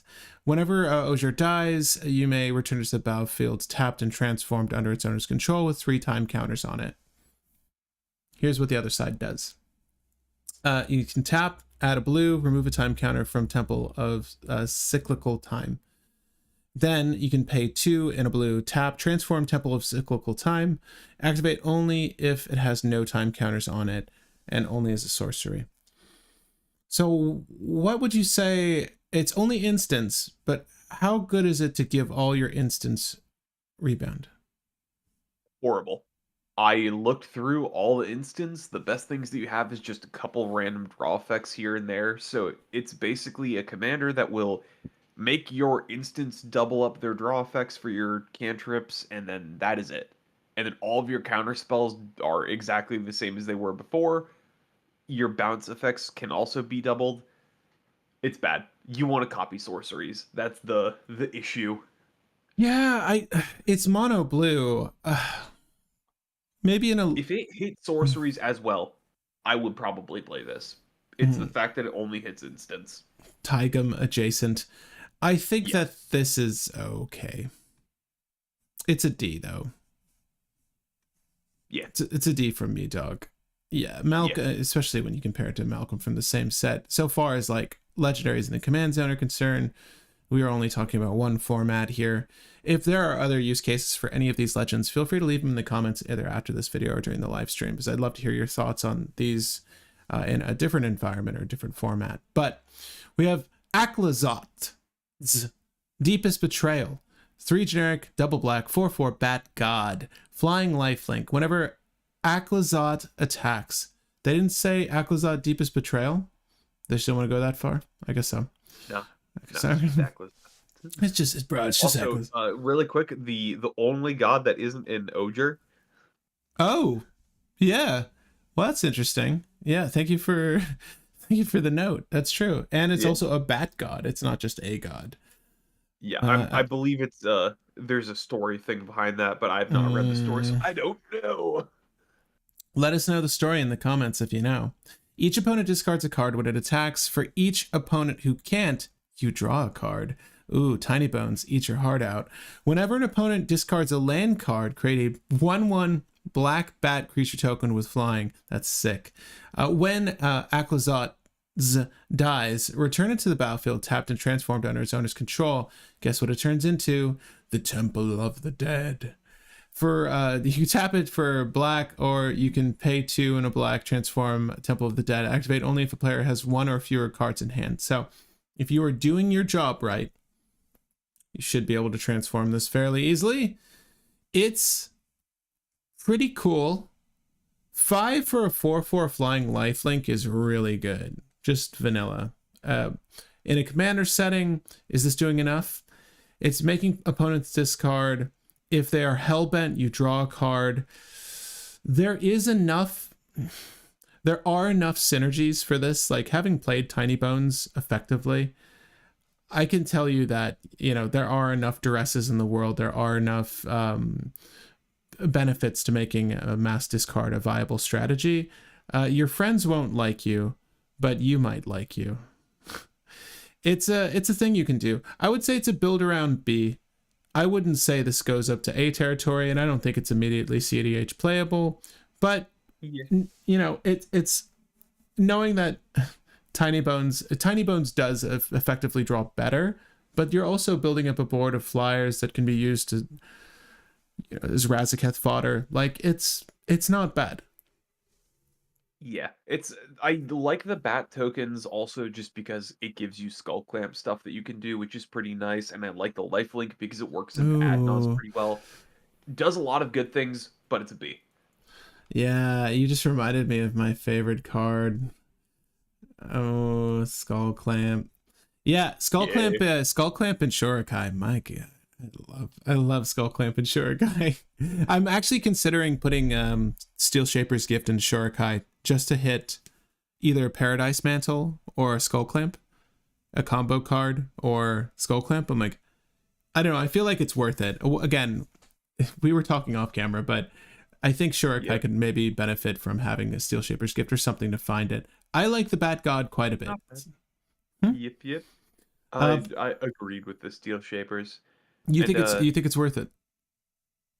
yeah, because it's like 1 mana hit your really good draw effects. So it's just another tutor that's really good. And even if you draw your Skull Clamp, you still have another target that you can find that's pretty good. Right. And what I like is that normally I like to have two targets for a tutor, but in the instance where for some reason I don't have Paradise Mantle or Skull Clamp to target, you just discard it to Shurikai.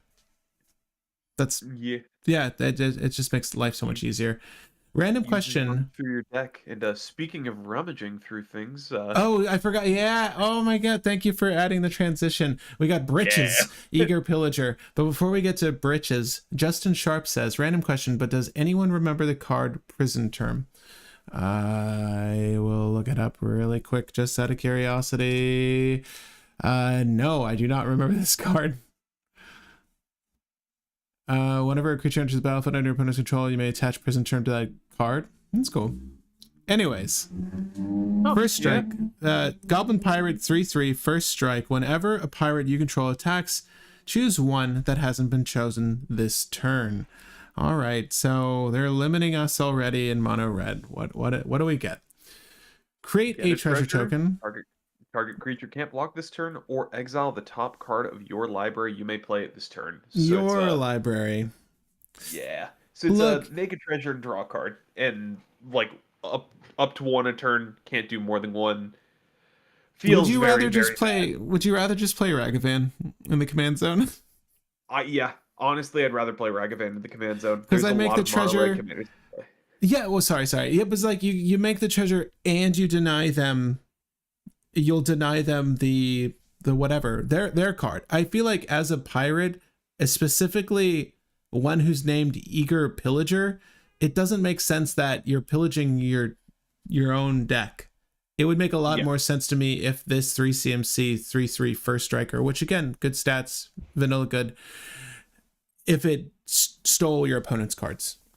Because Yeah. part of the benefit of you may play that card this turn is the fact that it just stays in exile. So if you hit like a combo piece of theirs coincidentally, fantastic. It can stay there. Like, oh, I don't use that, leave it. I I think Britches is a D. Yeah. But for the next commander, Oh, playing cards from exile is a lot better. we got Inti, Seneschal of the Sun.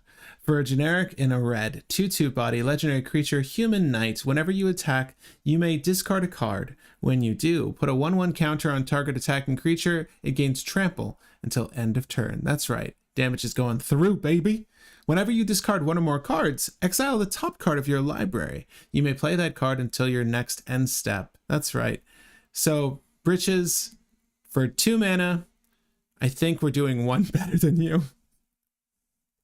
Yeah, Am I wrong? This feels better than Britches. yeah, this card feels really really good, and this is probably the best inexpensive red commander. Like just 2 mana for red commander to do a lot because all Yeah. your looting effects, all your rummage effects, all your discard any cards like Harnfeld, Horde's Bounty, the backside of Bergie. Yeah, you're just getting extra cards over and over and over again and getting through your deck very quickly. Right. It's The not only limited to thing, once per turn, none of that nonsense. It's a play effect, yeah, so you can literally like play the land off the top of your deck. So if you are rummaging, you can sort of operate so that you can hit your land drop this way instead if you have your land in hand. It's really sick. Sorry, not to cut you off. yeah, people have talked about this in Anj the Ravager as well as just a card that's not that bad because it lets you kind of dig through your deck a little bit faster. Mm-hmm. The one concern is if you hit your World Gorger Dragon off of this, then it's in exile and you have to play it. But Right. I think that this is just a really good card in the 99 of a couple different decks, and it's potentially good as its own commander just because you can build those red combos pretty easily. Yeah, and you've got the best reanimate spell in Agatha's Cauldron that loves the fact that you're putting +1/+1 counters on things. You can roll. Yeah. There's a lot of great artifacts you can roll with here, like Sensei's Divining Top guarantees you don't, mess up your World Gorger strategy if you're running World Gorger here. You can also keep getting Sensei's Divining Top on top, which you'll then hit off of this, and you can keep replaying it and drawing. So you'll guarantee that you have a thing that you can hit, and if you have some kind of cost reduction, you can do some weird loops with that. Mhm. Because also that's actually kind of gross because you use Sensei's Divining Top to turn all of your exiles into draws instead. That Mm. can lead into some kind of infinite combo. I didn't even think about that. What? Oh, we're getting You some. use Sensei's Divining, you exile Sensei's Divining Top off Inti, play it for 0 because of cost reduction, Right. put it back on top and draw a card. Then you discard that card to get Sensei's Divining Top back, and then you go and go and go go go go go go go. So there's some kind of infinite combo there actually, Is but it it requires a lot of pieces. was it like a Mystic Forge type thing? No, because you Pretty wanted. pretty much Inti is your Mystic Forge is kind of the Right. idea. You just need some kind of consistent discard effect, like a Hornfeld. I kind of like this. I kind of like this. This is interesting. Yeah. So trigger on the stack, you'll replace it with Sensei's Dividing Top. Yeah. So we've got before we rank into, we've got some thoughts on Britches. Best Goblin Pirate for cEDH. Okay. Lay it on me, Rat. Tell me the game plan. Diego says it deals OG damage Breach is on. better. Huh? OG Breaches is better than this Breaches. Diego says it deals damage on first strike. So Francisco is a 1/2 for regular damage. 10 out of 10. Yeah, but too bad this Britches doesn't let you partner. Yeah. This card looks really fun. Be bad. Wheel of Fortune Impulse Draw +7. Yeah, technically. So it is One if or you more. discard 7 cards, you get one. You Yeah. get one card back from exile, which is the one thing I'm sad about because this would be so good in Opus Thief, and Mm-hmm. this would be so good in all my Rust decks and Rakdos, because if you reanimated this, in theory you could have exiled for every card you discarded to hand size. However, hand size is a mass discard, not multiple single discards, so it does not work with discarding the cleanup step. Right. So it all happens simultaneously. This will be within the one or more category. I think Yeah. that a certain extortionist down at the dockside might be a better goblin pirate. Yeah, you're probably right. But Inti, I think Inti's a B until proven think B. otherwise. Until proven otherwise, give me a reason, Inti. Just give me a reason, Inti. Otherwise, I'm just going to be playing Captain Lannery Storm. We've got Ogier, Oxynil, Deepest Might. So, 2 generic and a red, 4/4 trample. If a red source you control will deal damage, If a red source you control would deal an amount of non-combat damage less than Ogier Oxynil's power to an opponent, that source deals damage equal to Ogier Oxynil's power instead. Quite a lot of damage. When Ogier Oxynil dies, return it to the battlefield tapped and transformed under its owner's control. It is the Temple of Power. Go figure. Tap it for a red. You can pay. The power. Yeah. This one is you need to deal 4 damage to non-combat damage to flip it. Okay, so name me the funnest things that you, what is it, a flame strike? How it's a You can do any ping effect to make this do some really funny and gross stuff just because you can make your deal 1 damage into like deal 7, 8, 10, whatever you have on Oxo mhm. or Oxen. So there's some very fun things that you can do there. Repercussions lets you kind of just slap someone like right in the face for 20 damage and kill them very quickly. But there's a lot of small things that you can do. Sadly, not good enough for cEDH just by a bit. You don't But think in casual, Mana Barb's Oxynil's not good enough? Or the other you one? can do mana barb stuff. There's, like I said, there's funny stuff you can do, but you need to do 4 mana for mana barbs, then 4 mana for this, and then Ugh. eh. But the most metal looking alt art exists for Oxenal, right? This is why kids still shop at Hot Topic, man. It's for t-shirts that look like this. Yeah, yeah. It is one of my favorite alt arts. I do love that It's alt art. super gnarly. Okay. Oxenal's not gonna get an A. Oxenal's gonna get a I'd say C. C. Like he is good in casual just because you can do a lot of dumb burn Yeah. stuff, and he's good as a greedy commander. The Mana Barb thing that you talked about, that works in casual. Well, I stole that from Pup Stomp in the audience here. But Yeah. yes, this is going in the 99 of a lot of decks. Pyrohemia and Stuffy Doll. Yeah. Mono red stacks damage on upkeep effects.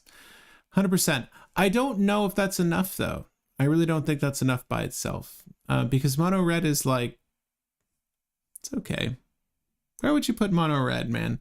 I think mono red like is just above green, but not better than black or blue Mono or red white. is hard to get going unless you have some kind of card advantage, which is why I like Inti so much. Right. Obviously, Magda's sort of Magda and Goda are sort of the go-tos and that Yeah. part of the color pie for me, Neheb. But we're moving on. I'm gonna put Oxenal in the C territory though, unless you guys can convince me otherwise. Would you increase the amount of ping sources or try to increase its power for greater results on each of them? Maybe both. Honestly, like maybe both for I do Oxenal. a little bit of both. If you're talking for casual, I'd say that you want to try to get his power up to like probably 8, because then 5 pings is a kill, and then you want to get like 2 to 3 pingers. So I'd say that finding pingers is probably the better thing, because you can always find a consistent +4/+4 on or like a +4/+0 on equipment pretty easily. So it's better to find pingers than to find buffs, because any buff will do. Any buff will do. And speaking of buffs, it doesn't get much bigger than a 12/12, does it? Maybe it does. Golda Stampede Tyrant for 5 generic and triple green Elder Dino. We still got the Elders up in this set. Trample. When Golda Stampede Tyrant enters the battlefield, doesn't care how it entered, put any number of creature cards from your hand onto the battlefield. A thundering roar calls forth a primeval army. So I saw the little short, I saw the short video that Watsy put together of a paleontologist like looking at these dinos. Dude had a bit to say about Galta. He was impressed by the scale. And I would agree. I think Natural Order is your best friend. I think that you're not going to want to hardcast this, but if you do put it onto the battlefield, it's a great way to just dump hand. I think it's a bit win more in a lot of situations, but I do think for Protean Hulk list, it's a good way to dump combo pieces. I do think that, again, like the list, there are so few lists I can imagine that want this in the 99, and even less so strategies that would like it in the command zone. But you let me know. Yeah, the only list that I really, really, really like this for is Tide Pod specifically, because it's just another 8-drop that you can hit with your Neoform Dargo, and it will get your Tidespout Tyrant into play. That is the only reason why I really like this card. Ooh, there's some cool thoughts here. Slicer and Mono Red. Yeah, it's funny. Dragon Mantle is great on Oxenal. I agree. But Galta ETB on the stack. So, yes. You can do things like Greater Good or Return of the Wild Speaker or any instant speed draw off of power effects and profit, potentially. Those are quirky combos, though, I would say. You need to hope that you hit good creatures that will make a pretty big difference. What if you do... Honestly. What if you do... So your Savala list... You do Skullspore Nexus because, yes, you're on Skullspore Nexus. You Nat Order out Galta. You use Skullspore Nexus's ability to double Galta's power to a 24/24, and then you sacrifice it, right? Mind you, you're already drawing off of Savala because you had a 12/12 enter the battlefield. I have a gut feeling it's the biggest thing on the battlefield. So at ETBs, you get the trigger, you Greater Good it for 24/24. It will come back. I'm sorry, this is all... I'm just giddy about Skullspore Nexus more than anything, and it kind of makes me want to play Savala again. but it'll die and it'll come back as, again, base power and toughness equal to the total power and toughness of the creature. Poo. It will come back as a 12/12, but you can greater good that as well.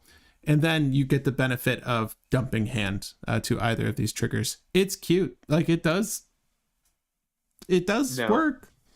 I would like to pitch a very, very funny and dumb idea. Technically two, but it's pretty much one.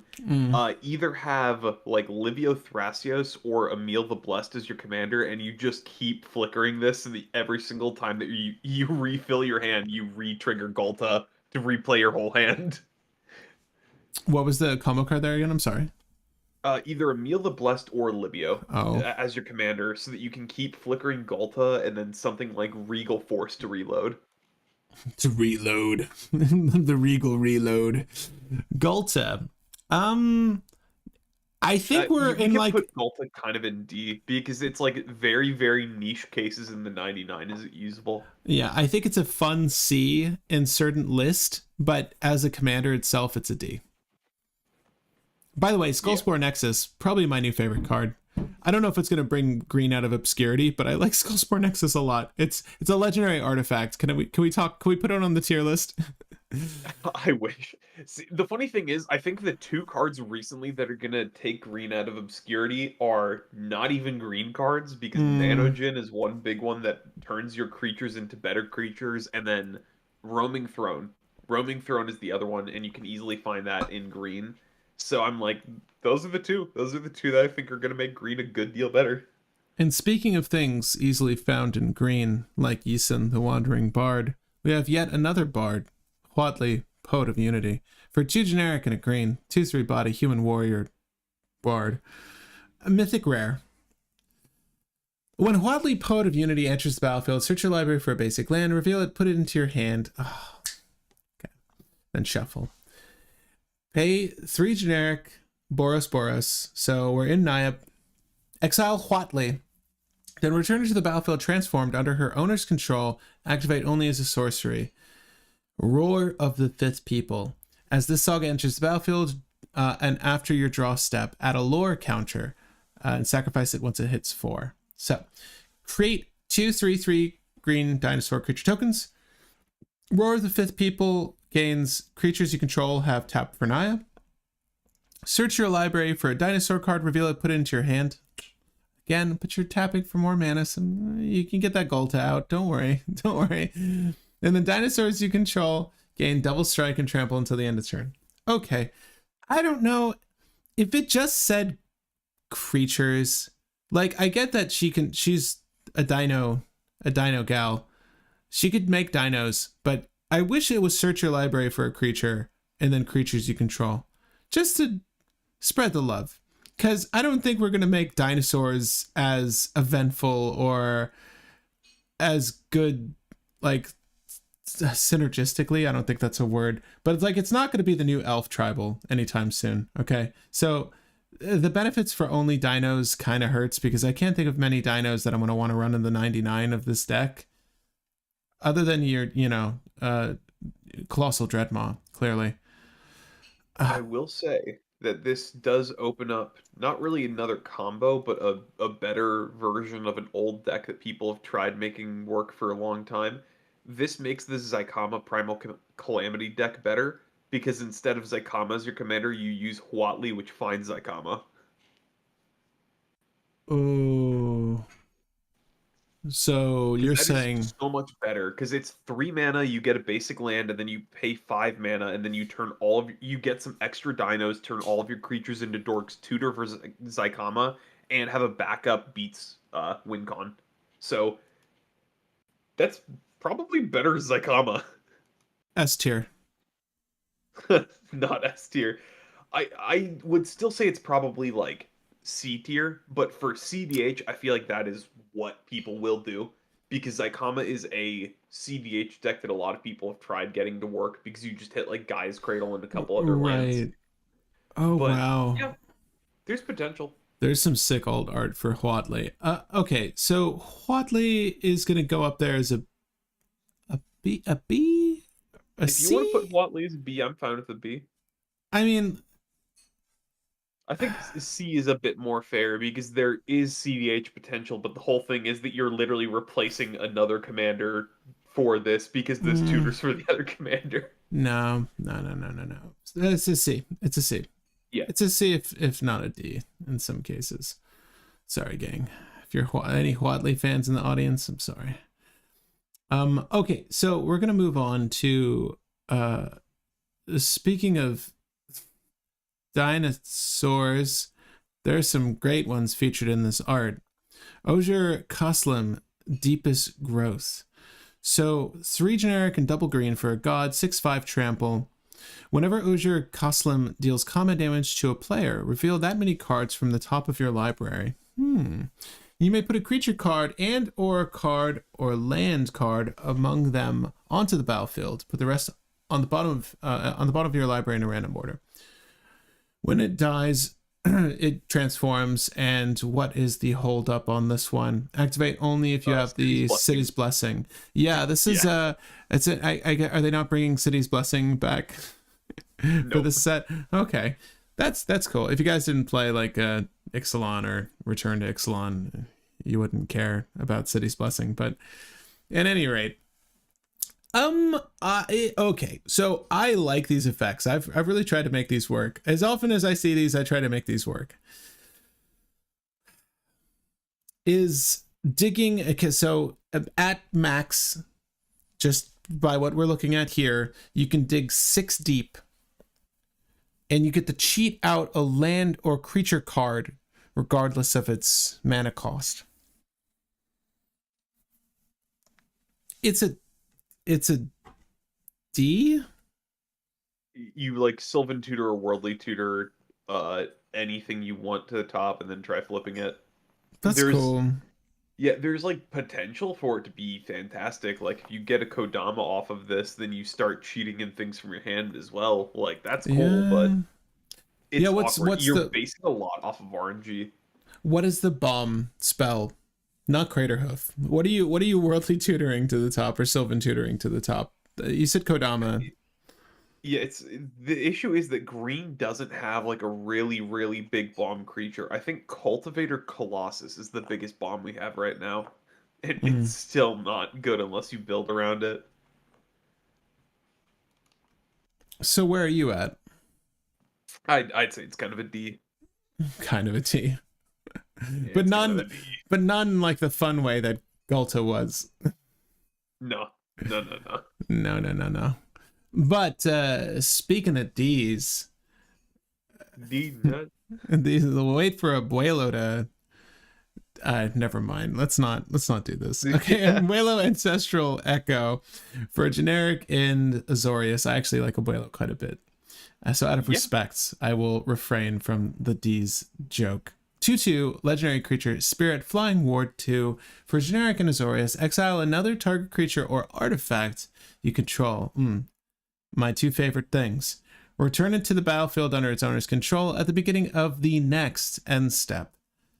Well. 3 is a lot for this effect. I get it. It feels costly. You are talking about a 2/2 with Ward 2, though, that is able to maintain your permanence. And any ETB effects are going to get doubled or tripled in time. It is costly again, but it's not restricted to sorcery speed. So you can hold up interaction, or the thing that you're having re-enter the battlefield can be the interaction, right? It does rely on it coming back into play at the next end step, mind you. So you can't have like an O-ring, right? Or like an O-ring effect, effectively, cut an underworld breach line of play off, like nip it at the bud. You're going to nip it more at the stem, connected to the earth. Like you're going to have to wait till the very last moment for this thing to resolve. But it's kind of dope as a control commander. I like Abuelo a lot. There's one thing that you have overlooked that is the grossest part of Abuelo: stacks pieces. I try to remove your rule of law. It's gone for the turn it comes back. And it's like, oh, I'll kill Abuelo to stop you from protecting your rule of laws. Ward 2. Right. And Like, what's Abuelo is just a brutal stacks commander that just kind of says, I'm just going to keep up all my mana on everybody's turn. mhm. Interaction, value flicker here and there, what protect my stack pieces here and there. what I really like is that, you know, you can flicker your own Mystic Remora, like keep that around. You can and Cannot. It's a oh, I'm creature so and sorry, artifact. sorry. You're so right. Abuelo D. No, you're right though. It's what I will say I though is that you can definitely, because of the rule of law effects, like the fact that this is an activated ability, if they do go to get the removal in and like your opponent tries to pile on top of that, say like one person's removal tries to hit your rule of law effect, and then you and the rule of law effect is obviously attached to a creature in this instance, so it would need to be like your Archon of Emeria. You elect to flicker it, then someone else tries. You can use a counter spell at this point, right? And yeah, then you still have that ability. So it's really like a 2 for 1, I guess is what I'm saying.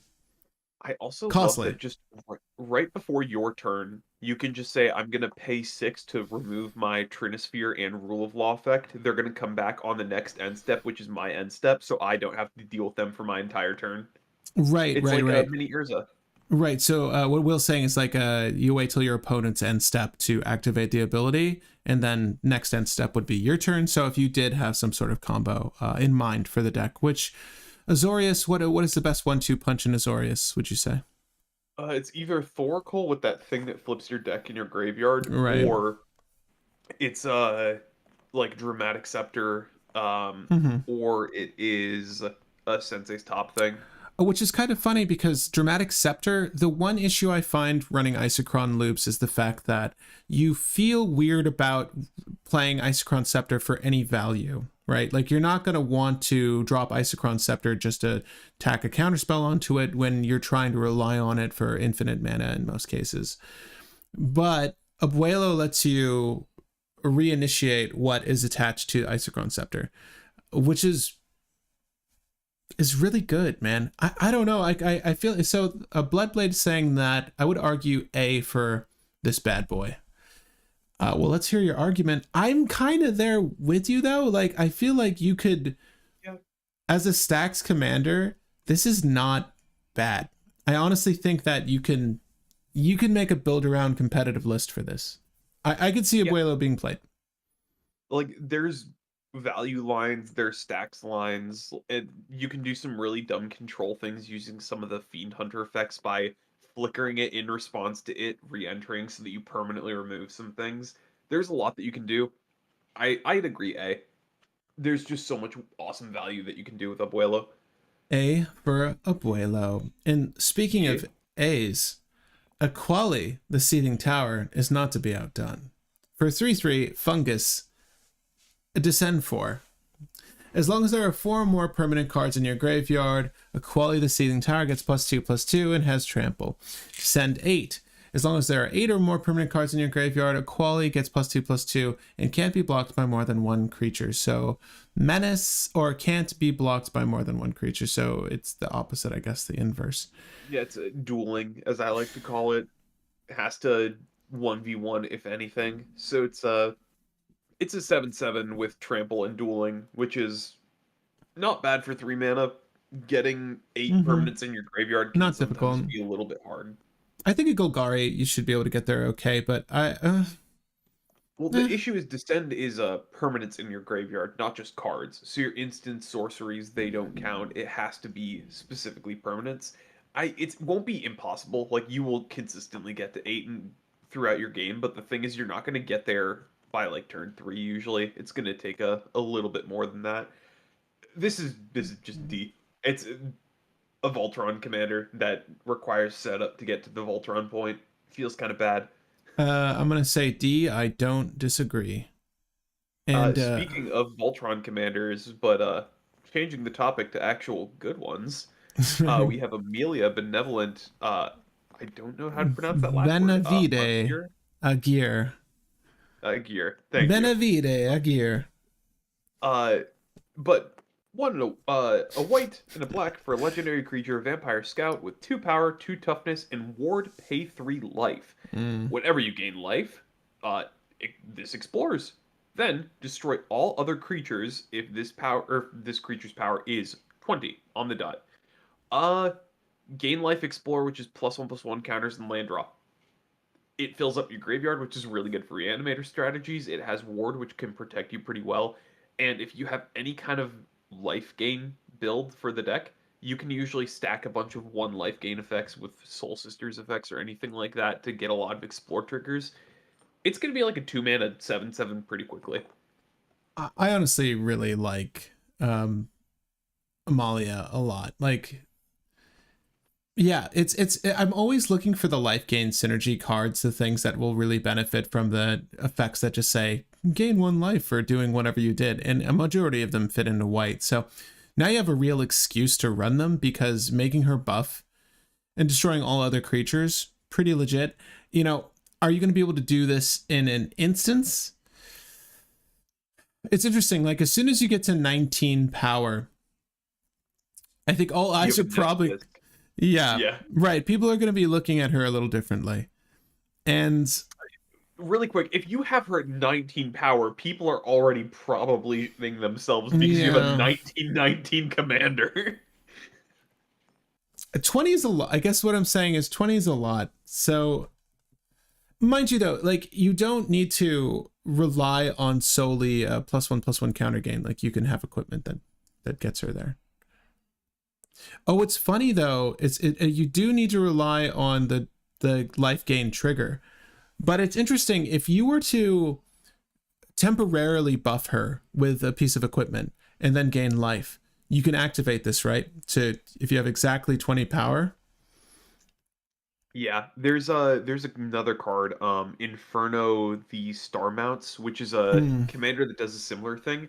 It's a uncounterable flying haste dragon with fire breathing, and it says when this card's power becomes 20 this way, deal 20 damage to any target. A friend of mine has a deck that is a casual deck that's built around equipments that give benefits based off your opponent's boards. So what he'll do is he'll pay to get it to 20, which will kill a player. And if you have this gets +1/+1 for every creature in graveyards, then that person dies. They 2 of those creatures are no longer in graveyards because that person left the game. And then you do it twice again, then you deal another 20. Right. I was thinking of how can we reinitiate this. I think Inferno is maybe a little bit better at doing that job. A board wipe on a stick, though, how valuable is that? I don't really know. Not really necessary, because if you're hitting the point where you are board wiping people, the game is probably already over. I think it's just the fact that it's a Ward 3 that gets a lot of counters very quickly. Right. If it was Ward 3, they have to pay 3. I think it would be a little bit more respectable than pay 3. Look, a bolt is no joke. Like, still, having to take a bolt to the face just to target this thing is no big, is not to be taken lightly. It's not something you want to do commonly. I would say Andrew, that Andrew also brought up the fact that this is another Lurrus commander. yeah, actually, this can be a Lurrus commander. You don't need to take it that route, but it's certainly not a bad idea. I mean, Lurrus has lifelink. That does give you those free explore triggers. Oh my gosh, that's so true. Okay. Give me your Lurrus build, by the way. Please let us know your favorite Lurrus build for Amalia. I actually think that's kind of dope. But by the way, guys, while we're here, thanks again for everyone that's participating in the audience. I really appreciate it. If you're enjoying this video and you've been watching the whole time, do leave a like. It does go a long way. And while you're here, go ahead and spam those emotes like the thing says. It does help discoverability when these are live. So if you feel like more people should be watching this, that's a good way to do it. That's so funny, though, that I wasn't even thinking of Lurrus. Again, my mind is never on companions, but I 100% agree that this is probably a good Lurrus companion deck. That's so funny. Okay, where are you? Are A for Amalia? Probably not A, right? I wouldn't say A, but like C or B, somewhere like B or C, in my opinion. I'm curious enough now. I'm curious enough now to make Lurrus a thing with Amalia. But I don't know that it's outright worth it. Like, there are probably better Orzovian commanders to go with, namely the one we talked about earlier, Carmen. but I like her Yeah, a lot. Carmen is gross. Carmen is insane. Carmen's disgusting. And speaking of insane things, the Ancient One, have you seen his Twitter account? It's a Demir 8/8 body, Spirit God. We got another one. That's not an Ogier. Descend 8. The Ancient One can't attack or block unless there are 8 or more permanent cards in your graveyard. Useless. However, for 2 generic and Demir, draw a card, then discard a card. When you discard a card this way, target player mills cards equal to its mana value. That player can be you. So, Demir, again, we already discussed this. Pretty good part of the color pie. You get the DC tainted Thassa thing. So you can just do that. Where are you on this? It's a infinite mana outlet, right? It's pretty good. Yeah, that's kind of the whole point of the card, in my opinion. It's an infinite mana outlet, meaning that your Dramatic Scepter line will be another win con in addition to your usual Thoracle things. So if you want to just deck your opponents, you can. If you want to loop through your deck until you draw your Lab Man, then just draw through the rest of your deck. That works. Lab Jace, that works. This is just a generally good commander for either infinite mana outlets or just doing what Demir wants to do anyways. Yeah. I like it. I also It's like not it like to. fantastic, but No. I think the cost is a little high. You might run training grounds to make that a little bit more accessible because it's a loot effect and the loot is setting up your reanimate targets. It's kind of sick, man. I like the Ancient One quite a bit. I think the fact that it's an infinite mana outlet for Isochron Scepter loops is just enough for me, right? You're going to pull into the Lab Man and then you'll draw to do the thing, or Thassa's Oracle, whatever. You can literally run all of them, but I would have the redundancy here. Probably just Lab Man and Thoracle to keep the cost low, and then you can also run an Adnos package here, because why not? yeah. Yeah, I honestly think the Ancient One can be an A. It's not card advantage, it's card quality, right? You're seeing another Yeah. card, you're discarding a card. I think My that only, this my probably only falls into issue with B Ancient though. One. Sorry. Yeah, my only issue with Ancient One is it's 2 mana, do nothing, and then you pay 4 to start doing something, but you never really want to pay 4. No. So it's like there's just kind of better things that you can usually do earlier on in most cEDH decks with your commander. So I'd say it's a B. Would it have been fair to make Ancient One's ability to just Demir? I think it would have made it probably an A if it was just Dimir for the activation, because that's just 2 mana draw card or 2 mana hand fixing and mill a player. Mm-hmm. So I think that would have been better. If For the only. sake of time, we can probably speed through a couple more of Oh, these sure. to So yeah, we'll put the Ancient One into the B territory, but we've got a lot more to go. So yeah, we'll definitely speed run a handful of these next ones. Do you want to read? Do you have yeah, this? I'll Okay. take care of the next few just to kind of speed through it. Anim Pakal, Thousands Moon, one red, a white for legendary creature, human soldier with 1 power, 2 toughness. Whenever you attack with one or more non-gnome creatures, put a +1/+1 counter on this and make X colorless gnome artifact creature tokens, where X is the number of counters on this. 3 mana, slowly make a bigger and bigger and bigger board until you're starting to just make a massive army and one-shot people. Little bit slow and doesn't really help. It kind of does what Winota does, but worse. I'd say C to D. I would say I'll go D personally. Fair enough. Sorry. Yeah. And then another commander that's another Orzhov buff commander, Bartholomew. Or did I get Amazing that art. correct? Uh, Bartolome del yeah, Presidio. Bartolome. Yeah, Yeah. so Bartolome, legendary creature, vampire knight, 2 power, 1 toughness. Sacrifice another creature or artifact. Put a +1/+1 counter on this. I would definitely make a casual deck with this, where you just pump out a bunch of different tokens and beat someone to death with just a big Voltron commander. There's definitely a lot of potential in casual here. In cEDH, probably better things that can be done. It's a sack outlet in the command zone.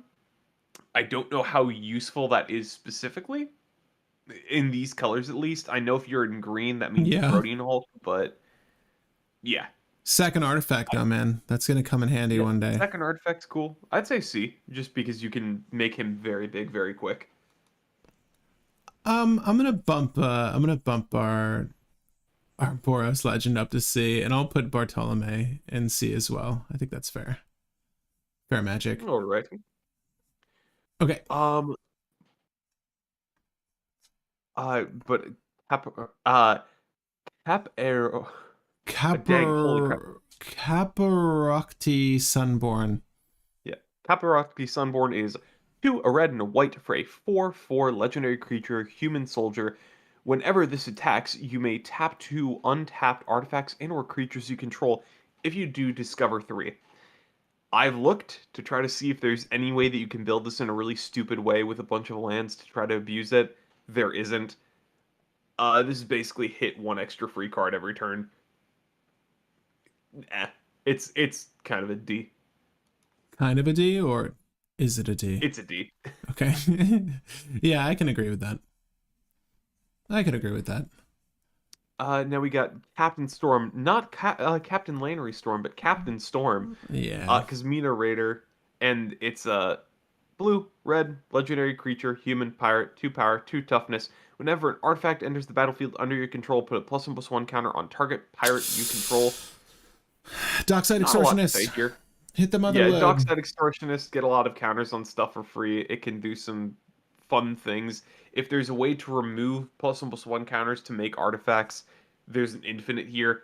I don't think there is a way to do that. So Props to the I alt art though. This is amazing. Lannery is the original Captain Lannery I have on a playmat. I love the art. I don't know if I would get this one on a playmat. Sorry. Sorry, Rish. That's so goofy. Man. But okay. I think Yeah. just because it feels like a common that you'd see in just some other random pack or something. I agree. It is uncommon, so yeah, it's okay. It's okay. We don't want it in the command zone. We're good. Yeah. Well, next we have the firstborn. I'm not even gonna try to pronounce that game or Oh that no, name. I've got Gishoth Sun's Avatar next. Oh, do you not have Gishoff? Oh, sorry. I, Oh no, Gishoff is a reprint. oh, That's why I skipped Gishoff. you're so It's a right. reprint. You're so right. I was like, I've seen these stats before. Yeah, I know But we that got face. we've got the much cuter firstborn you were hinting at though. It's Quinth. It's Quinth is just a legendary creature dinosaur with haste, 2 power, 3 toughness. When this enters the battlefield, you may pay 2, and if you do, target dinosaur you control deals damage equal to its power to another target creature. Bad. Yeah, It's a 2 mana kill spell in the command, or sorry, a 4 mana kill spell in the command zone. repeatable. Well, repeatable if it dies and you replay it. It deals damage to it only to target creatures. I was gonna say food chain, but no, not even that. No. So D for D for firstborn. D for Dino. D for Dino. Yeah. Yeah, we'll do that. We'll do that. And Next is Kellen, Daring Traveler. this is an interesting one. Yeah, so Kellen, Daring Traveler, the front side is a legendary creature, human Fey Scout, with when this attacks, reveal the top card of your library. If it's a creature with mana value 3 or less, put it into your hand. Otherwise, you may put it into the graveyard. And it has an adventure. 1 green for a sorcery adventure. Create 3 map tokens, or sorry, create X map tokens, where X is the number of opponents who control an artifact. Usually create 3 map tokens. Right. I do kind of like this just because you have a turn 1 play to create a couple maps, just if you really want to do that and you don't have anything else to do. There's also an infinite mana outlet, because infinite maps means infinite explore. Infinite explore means draw every land in your deck and mill your entire deck, and you can easily win with your deck in your graveyard in Selesnya. So, good infinite mana outlet in the command zone. I'd say B. B to A. Yeah.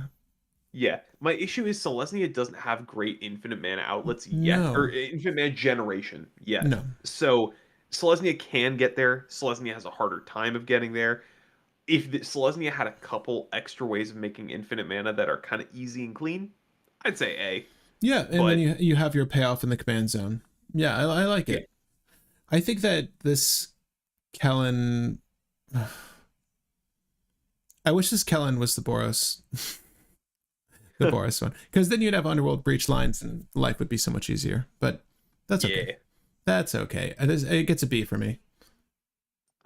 Well, next we have a Cutzil, which is a green and a white for legendary creature, cat warrior. That means that you can play that one companion because you have a cat commander. Let's go. Your opponents cannot cast spells during your turn. Whenever one or more creatures you control with power greater than their base power deals combat damage to a player, draw a card. So this Hmm. is 3 mana, draw upwards of one additional card every turn, and it's a Grand Abolisher. I really like this just because it adds green. We've had one other commander that has had this effect, but in white before. We've had this effect on a green commander before, but it was kind of bad because it said no one can cast spells on anybody else's turn. This is just kind of the better version of the two, and it gives you a little bit of draw.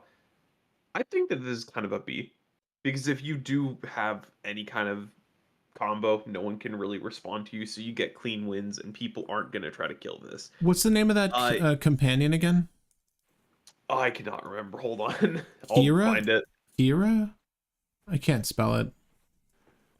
Uh, dang it.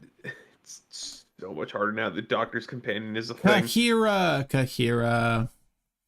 Kahira. Kahira. Yeah, there we go. Yes. So this is the Kahira tribal deck. This is the Yeah, let's go. Kahira companion deck. Kutzel Kahira. I think that Kutzel's fine. You said you put it at a B.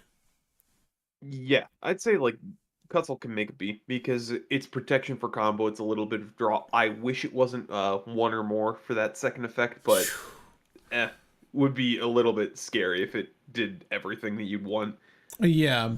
I think the cats get the best alt art from the set, and beyond that, just having the ability to make it so your opponents can't cast spells on your turn. In Selesnya, I'd say as the opponent, you don't have too much to worry about. It just means that you're going to have to eat whatever stacks they put down, or that Ravages of War. I like it a lot. Yeah, I think Kutzel could be, it could potentially be A territory for me, but I'll put it at B for now. yeah. Well, next we have the Myco Tyrant, which is one green black, or one green black for a legendary creature, Elder Fungus. That's right, another card for your Elder Tribal deck. Uh, Trample star. Myco Tyrant's power and toughness is equal to the number of creatures you control that are fungus and or saplings. At the beginning of your end step, create X 1/1 black fungus creature tokens that can't block, where X is the number you descended this turn. Uh, Self mill, get a massive board, get a massive commander, punch people in the face for game. There isn't a ton of great cEDH potential here, but I will say that very funny things can happen with Hermit Druid in this because you can just mill your deck and then get a bunch of tokens that you can try to do whatever you can with, but you have like one end step to combo off with them. So it's Hmm. bad but funny. Uh I'm on C territory. I feel like you could probably do some fun stuff with this, like go wide, make this big, but you're also in colors where sacrificing this, I don't know, we've done it with Yargle and Multani, right? If you're in the right colors to sacrifice for mana, sacrifice for draw. yeah, the issue is with this one you have to find a way to self mill to get to the point And where you can descend. start making it bigger. So Yeah. it's like an extra step, which is the reason why Yargle Multani is good is you don't need to take that extra step. It's just already big. So I'd say that this is probably a C. It's close to being a B, but it's a C. Yeah, people are suggesting Kutzel is good for Elevir and Jetmir and Sisay, and I agree with all of you. Kutzel is really Yeah. versatile. I'm sorry, we're saying C at most for the Yeah. boy. Yeah, I agree with that. We've got a All right. Merfolk coming up. Yeah, Nickenzill is the next commander. So we got green blue for a 2/3 legendary creature Merfolk Scout. Whenever a creature you control explores a land, you may put a land card from your hand onto the battlefield tapped. Whenever a creature you control explores a non-land, you may put a +1/+1 counter on this. This is really good with the other Merfolk commander that has all of your Merfolks explore at Yeah. the beginning of each combat, just letting you play all those lands that you hit. Um, if there were more explore effects and explore is more common, I think this could be a really good commander just because you can ramp out really quickly. The fact that explore only really exists in Ixalan sets is the only problem. Right. Yeah, I'm iffy on this. I would say it's a D personally. So far as like Simic is concerned, like you probably just want to run Kinnan if you're trying to play Yep. competitively, but it's okay. I Yeah. would rather play the other Merfolk over this, and I think we have the other Merfolk ranked higher. Yeah, at Yeah. least C. Yeah, Yep. so I'd say that this could probably go into D. But speaking of C, Saheeli, the sun's brilliance. Is it 2/2 body human artificer? This one's pretty solid. I think we take a second on Saheeli for sure. So is it Yeah. tap, create a token that's a copy of another target creature or artifact you control? To be honest, I haven't really explored the artifacts you would want to copy. There are probably a ton. Except it's an artifact in addition to its other types. So artifact. It gains haste, sacrifice it at the beginning of the next end step. So I don't know. We've all seen Kiki Jiki pull off some crazy combos. This is like Kiki Jiki with a few extra steps involved. Yep, But so this is Intruder Alarm, Dockside Extortionist, I don't know. There's plenty of things you yeah, can do here to make this work. either anything with Intruder Alarm or anything with Coercive Recruiter will usually give you a win here.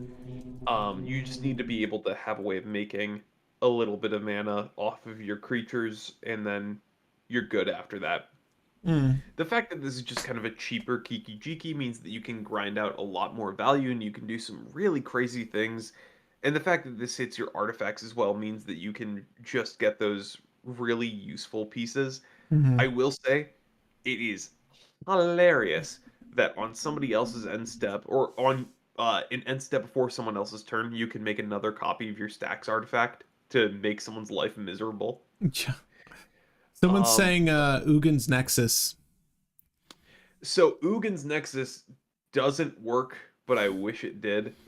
Actually, hold on. Let If me. Ugin's Yeah, Nexus no, would no, be put into Ugin's a card Nexus from the doesn't work. battlefield, instead exile and take an extra turn after this one.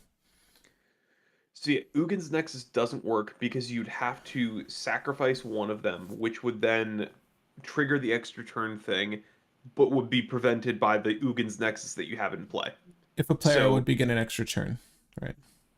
yeah, so like Uh, theoretically, you could try doing some weird stuff with Ugin's Nexus, but it's you need more things than just Ugin's Nexus. yeah, no, I'm Sundial with of you the there. Infinite is a funny thing as well because then you get permanent copies of all the things that you would make a copy of. Oh Yeah. my gosh, dude! Sundial of the Infinite, 100% for this list, Chris. Just Yeah.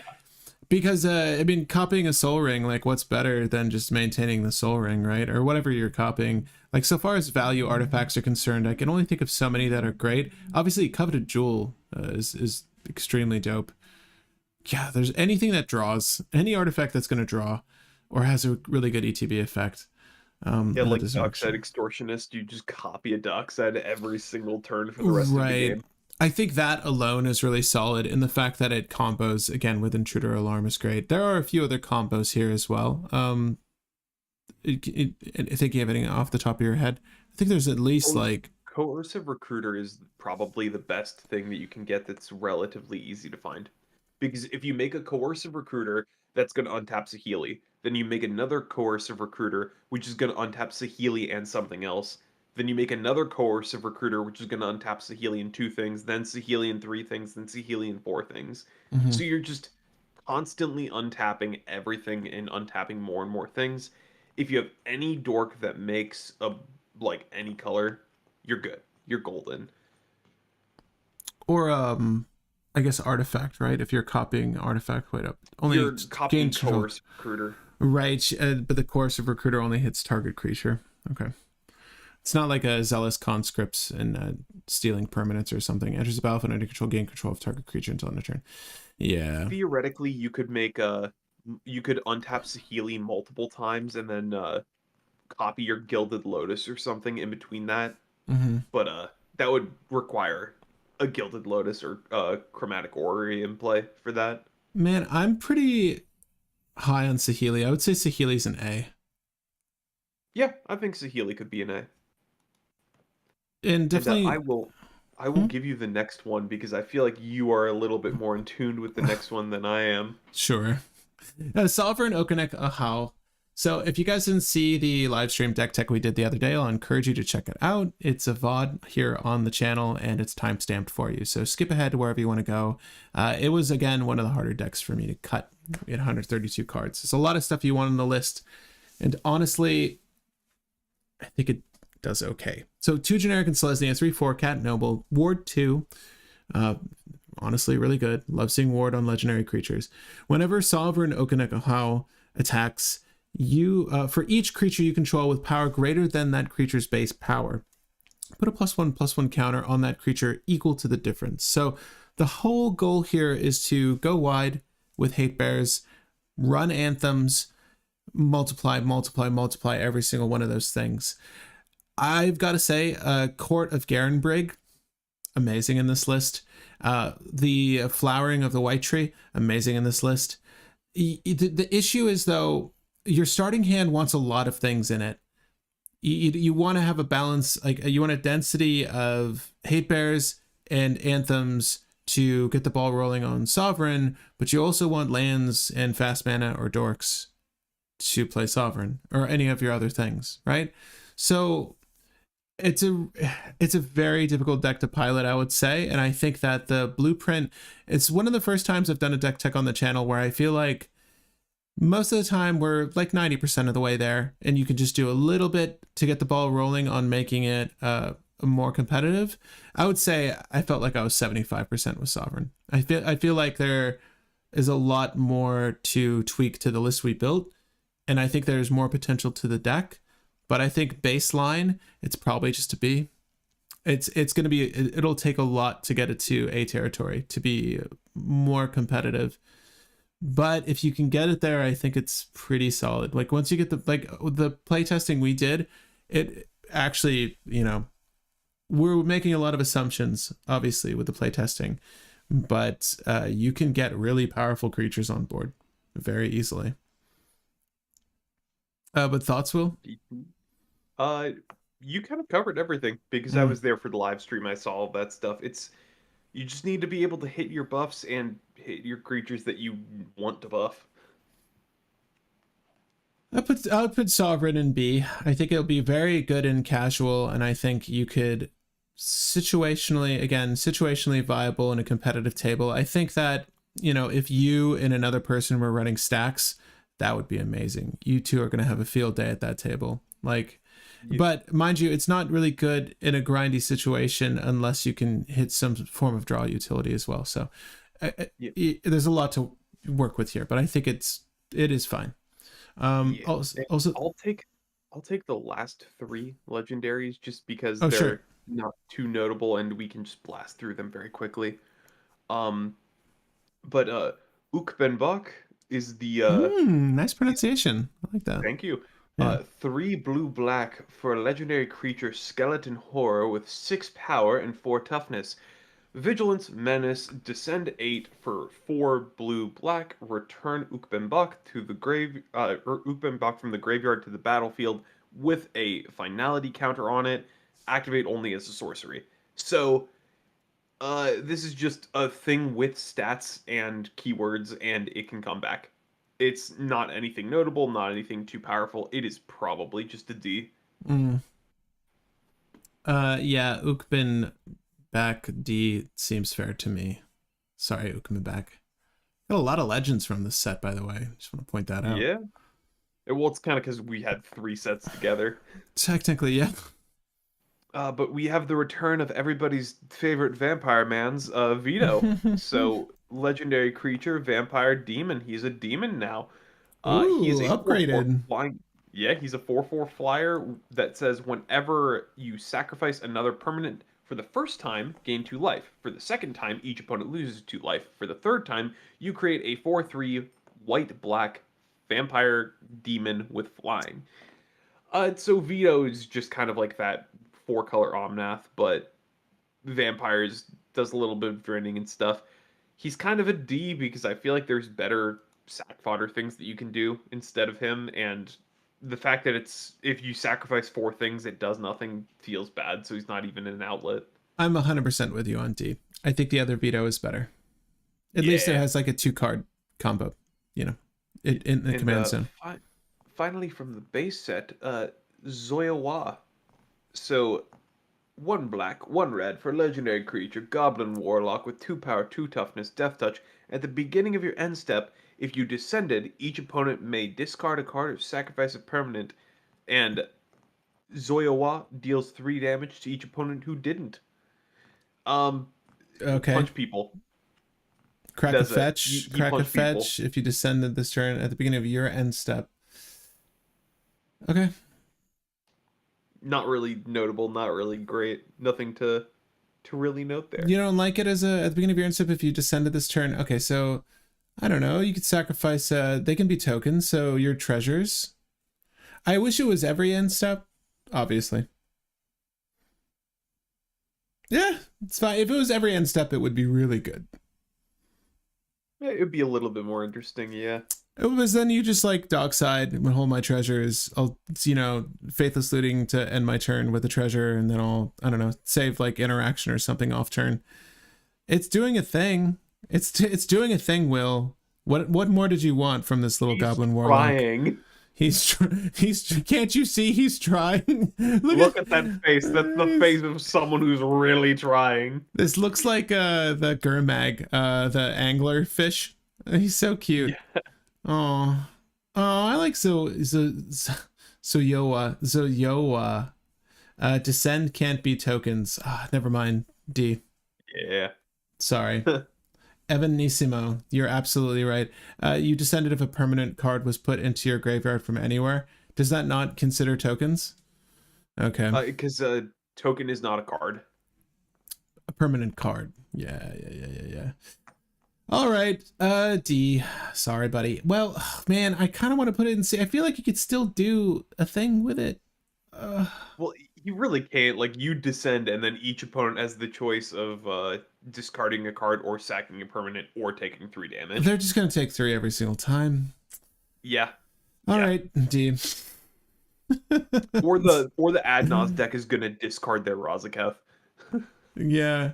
Right next to me in the face. Laughing because I have a Gangler right next to me. Their faces are exactly the same. Yeah. Throne of the Grim Captain. Why did this make the cut? It's not there. I think we move on. Yeah, we move on to Jurassic World / Jurassic Park. All right. Are you excited for these? You should get excited. All right. So there's no sense in looking at blue Loyal Raptor without also looking at Owen Grady. So I'll look at Owen Grady first, and then we can take a look at blue. So Yep. We've got a Gruul legendary at 3 CMC total, 3/2 body, human soldier scientist. I didn't know he was a scientist, and I watched the Jurassic World movies. Okay, partner with blue Loyal Raptor. Tap, put your choice of menace, trample, reach, or haste counter on target dinosaur. Activate only as a sorcery. Okay, no, not so bad. Not so bad. I wish he was hasty, but that's okay. Blue, I mean, he's on a motorcycle. You'd think that would be hasty, but blue Loyal. You think that you're hasty on a motorcycle? Yeah. yeah. You're slow moving, but you gotta turn the ignition. 2 generic and Simic for a 5/4. So you're in 3 colors for this. A 5/4 is pretty solid for a 4-drop. It's not bad at all. For each kind of counter on blue Loyal Raptor, each other dinosaur you control enters the battlefield with a counter of that kind. So this can be all the stuff that you've been allocating with Owen, or this could be +1/+1 counters, or any other counter that chorus counter. It could be anything that's on blue. Ozolith deck. What's going on here? What's the strategy, Will? I mean, getting an indestructible counter on blue makes your dinosaur tribal deck that much scarier. It's pretty good. That's pretty good. But as for cEDH, this doesn't really do much. But for casual, this is a fun dino tribal deck because instead of it being a Naya deck, it is a Teamer deck. So it gives you an alternate version for dinos. I'm down for fun C here. I think that this is the coolest. I would argue that this is the coolest dinosaur tribal deck that we've seen from this set. Yeah, agreed. I like it quite a bit. And I think that the commander damage from blue is going to get real fast. Yeah. Add a haste counter. The haste counter is probably the first thing I'm going to want to do. So Owen Grady, blue, haste counter, attack. Next turn, drop a charging monster sword who will not appreciate the haste counter. You get it. You're going to do things. It's going to be You a drop a fun Galta, like Galta. OG Galta. There you go. There you go. Hasty Galta. And also is Galta the red one? Wait, no. What was the red one? Ollie. Atali is sick with that, with haste. Oh my gosh. This one, Primal Storm. Whenever it attacks, exile the top card of each player's library. Like, I'd love Atali Primal Storm in that deck, and we can do that. Sorry, I'm just looking at the art for Atali now. I'm actually considering this. I'm gonna move on. Ellie and Allen, paleontologist. I literally just rewatched Jurassic Park, by the way. If you were a child of the 90s, you and I were both spoiled. And if you've never seen Jurassic Park, just watch it. Like, story writing has not been so good. Like, it's so well paced. The movie is so good. Just watch Jurassic Park. At any rate, 2/5 body. Exile a creature card from your graveyard. Discover X, where X is the mana value of the exiled card. Activate only as a sorcery.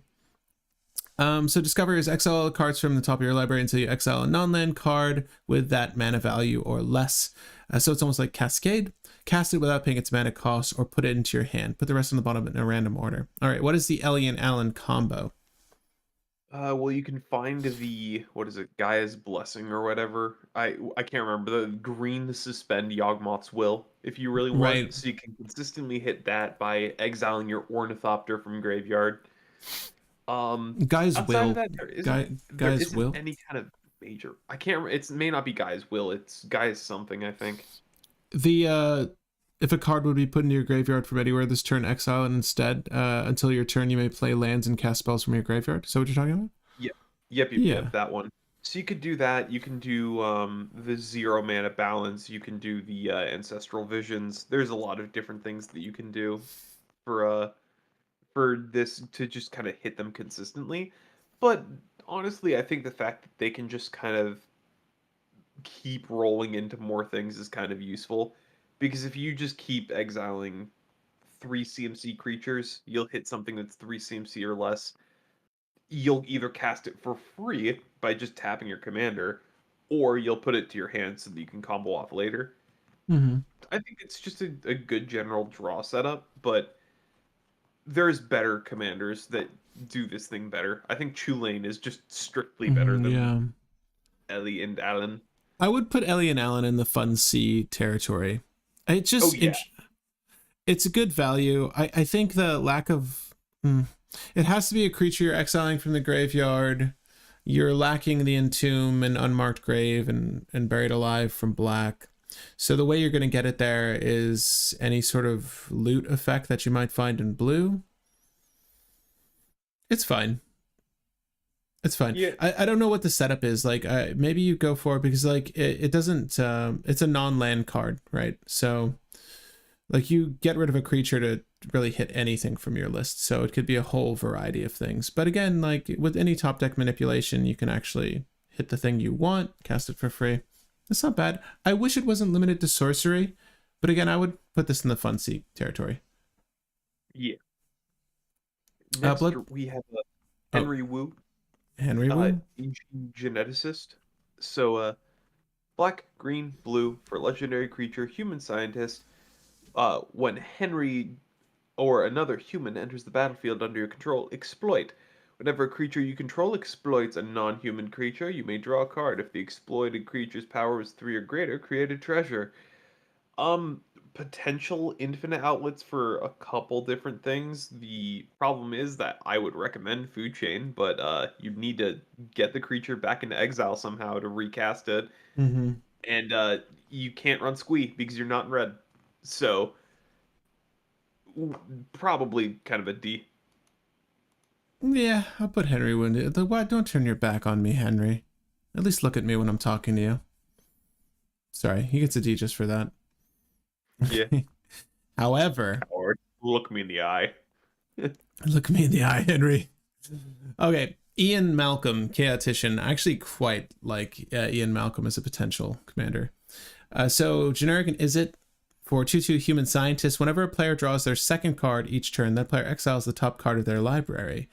During each player's turn, that player may cast a spell from among the cards they don't own exiled with Ian Malcolm, Chaotician, and mana of any type can be spent to cast it. He's just major combo disruption. You just do a little bit of group hug, so everybody's always drawing 2 cards a turn and exiling a card. Yeah. Uh, Yeah. he's probably a C more than anything else, just because there isn't any kind of major combo or insane draw that you get off of him. He's just a bit of disruption and a bit of chaos. Yeah, each player skips his or her draw. I would put Anvil of Bogarden in this deck, right? At the beginning of each player's draw step, that player draws an additional card, then discards a card.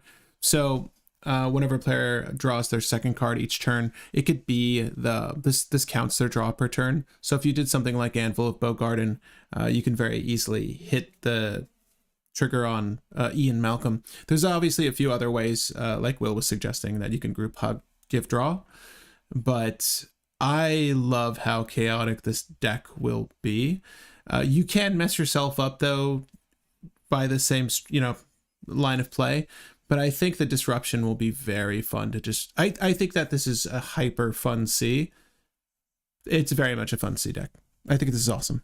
I don't know if you could do anything competitive with this, but Probably not. yeah. Aren't token creatures creators insane in Henry? Aren't token creatures insane in Henry? Make a bunch of non-human tokens, then a bunch of human tokens, then draw a ton and make a ton of mana. Very fun, casual, playable in my book for Henry. So, a lot of the things that make human tokens are in white, so you can't really make a lot of human tokens that easily. Mm-hmm. Also, human tokens are pretty rare. Like, you're not going to see human tokens that often. So, no. I wish that human tokens were a little bit more prominent, but yeah, it's Henry just kind of doesn't get there for a couple different reasons, and it feels bad. Sorry, buddy. And I agree. I think that Ian Malcolm should be shirtless as well. Yes. Well, maybe not in this scene. This is the bit where he's like just flirting with Ellie. At any rate, Indominus Rex Alpha for a generic Demir split cost and double green 6/6 dinosaur mutant. As Indominus Rex Alpha enters the battlefield, discard any number of creature cards. It enters with a flying counter on it. If a card discarded this way has flying, the same is true. Same is true for a lot of things. Same is true for a lot of things. When Indominus Rex enters the battlefield, draw a card for each counter on I it. figured I'd save you the whole hassle of reading out the like 8 to 9 to 12 different counters that it works with. Will, it's appreciated. Thank you. Okay, so what do you think? I know what everyone's saying. We've said it multiple times this stream. Food chain, but it doesn't work with food chain. I know. I've had to explain this to so many people because everybody's found this independently and then been like, "Oh, food chain," and I've had to be like, "No, not food chain." So the sad thing with food chain and Indominus Rex is you need to constantly have a creature that has a keyword in your hand so that you can discard it to have Indominus Rex enter with a counter and draw a card. That's never happening. The funny deck that I've heard for Indominus Rex that I actually do like is you have Indominus Rex enter with a counter or put +1/+1 counters on it in response to the ETB trigger, and then double it as much as you can so that you have an ETB draw you like 10 cards. Mm-hmm. It's like a funny thing where you just in one turn play out as many things as you can just to explode a bunch of counters onto Indominus Rex and then draw a bunch of cards. So the Ozolith, we've mentioned the Ozolith this same stream. You could do some stuff with the Ozolith and like move the counters, move them back. Yeah, but the thing with the Ozolith and Indominus Rex is that Ozolith puts them onto the creature at the beginning of combat, so you can't do it at instant speed to do shenanigans for the thing. But yeah, there's some fun things that you could potentially do there. I think that there's a good casual deck with doing +1/+1 counters at instant speed on Indominus Rex to constantly refill, so I like it, but I'd say it's casual. Pupsum says Pantlaza does. What? Pantlaza is the right commander for this guy? Well, they're not in the same colors, but wait. Explain, Pub. Oh wait, I'm sorry. Will, where are we with Indominus Rex? Are you saying S? Oh, Indominus Rex, I'm saying C. But Okay. Pantlaza's the Naya dinosaur that works the food chain. Right, right. Yeah. I think that's what you're saying, Pub. But Indoraptor. This is our last card, so Yeah. get And ready, I people. talked about this earlier. So Indoraptor, one, Golgari, and Oh, then yeah, yeah. Zed. So Indoraptor is a legendary creature, dinosaur mutant, with 3 power and 1 toughness and Bloodthirst X. That means that this creature enters with X counters on it, where X is the amount of damage that your opponents have been dealt this turn. Endoraptor has Menace and Enrage. When Endoraptor takes damage, choose an opponent at random, and then Endoraptor deals damage to that opponent unless they sacrifice a non-token creature. There's a very funny casual deck I'm going to probably be building to annoy my friends that's a pinger deck. The whole idea of the deck is that you ping your opponents to get Endoraptor to enter bigger, and then when Endoraptor is on the field on your next turn, you're going to ping it as many times as you can to just kill everybody. Uh, Very funny, not cEDH viable in my opinion, but very casual viable. So you put Indoraptor in the C range. Yes, very happily. This is the perfect hybrid, though. It doesn't get better than this, Will. Yeah, but the thing is, name another hybrid that ranked higher in our entire list. I guess I guess you're right. All right. Well, It's the ultimate hybrid. Well, hybrid suck, wow. Patrick. Wait, let's say so. I actually never looked at this. Okay, so feel free to copy a link. Users will be able to see where you rank the images. Tier lists will be saved to profile. Okay, I'm gonna copy this link and actually share this because we didn't do this last time. But I'm gonna copy the link and share it in the live stream, not chat description. Um, but let me do this really quick because I didn't get a chance to do this last time. Uh, how the legends ranked. How about that? The legends ranked. But I also obviously want to take a snapshot of this for you guys as well. But yeah, Will, your Lomo account's about to blow up, my friend. Maybe. Indeed. But yeah, if you I'm guys very want to, emotionally invested in that account. I bet. But if you guys want to see the Lomo list, you can follow the link in the description to our tier list. To answer the question from earlier, did we think that any of these, or did we think we were going to have a card hit S rank?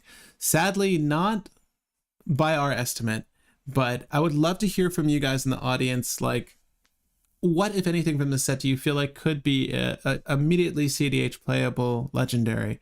I'd love to hear your thoughts and opinions. But Carmen, Malcolm, Abuelo, and Sahili are our highest ranking legends, and they're in the A slot. And only one of them is monocolored, but all 3 of the rest of them are dual colored. So I'm impressed by our assessment here. There weren't any, the partner commander has the ability to go up to 3 colors, but there weren't any 4 color commanders that I'm aware of, nor 5 from the set. So I guess that's as good as it gets. But yeah, no, even Owen and Blue. Yeah, it's an interesting set in total. Like, I like a lot of the effects I'm seeing here, and I think that, again, like Will said, Kellen can only get better with time, right? I think that as a Selesnya legendary, that Kellen could probably go up there, provided there are easier infinite mana lines in Selesnya, that anything that becomes more accessible. I guess Emil, no, there's nothing there. But yeah, closing thoughts, Will, on the set as a whole? Well, I'll say my usual line of if you want to try out any of these commanders for yourself, like any of the cards that we mentioned, or just want to brew some of the decks that we've talked about, feel free to use our TCG player affiliate link and buy the cards there. Yeah. Oh, actually, so How about this? I'll do you one better. So TCG Player, they've been an affiliate for a long time. They're moving how they do their affiliate programming to a different service. So that link is not there anymore. Or rather, the link that you would use is probably in another video. But if you enjoyed this, instead, I'll encourage you guys to leave it a like. Again, thank you so much for staying till the end of this stream. It was a long one, as we anticipated, but hopefully you enjoyed yourself. There are 2 more streams set up for this week. If you're a One Piece player, swing by tomorrow. We're going to be working on Blue Purple Croc, a list I've been wanting to develop for some time, so I'm excited to check that out. And also, Will and I are going to be reviewing... We're going to be reviewing Lost Caverns of Ixalan. That is a lot of cards to cover.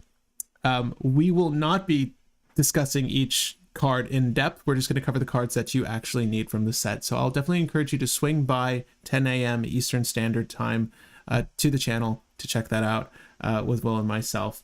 But again, if you want to pre-order Lost Caverns of Ixalan, I highly encourage you use the link in the description. It is the top link. If you want to help support the channel, you can leave a tip via the link tree, but it's entirely up to you.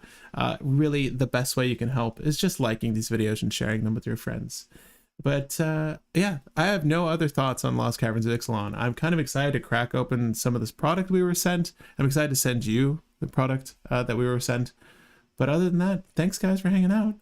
Abuelo could be tested in cEDH. Yeah, Abuelo will get better with time.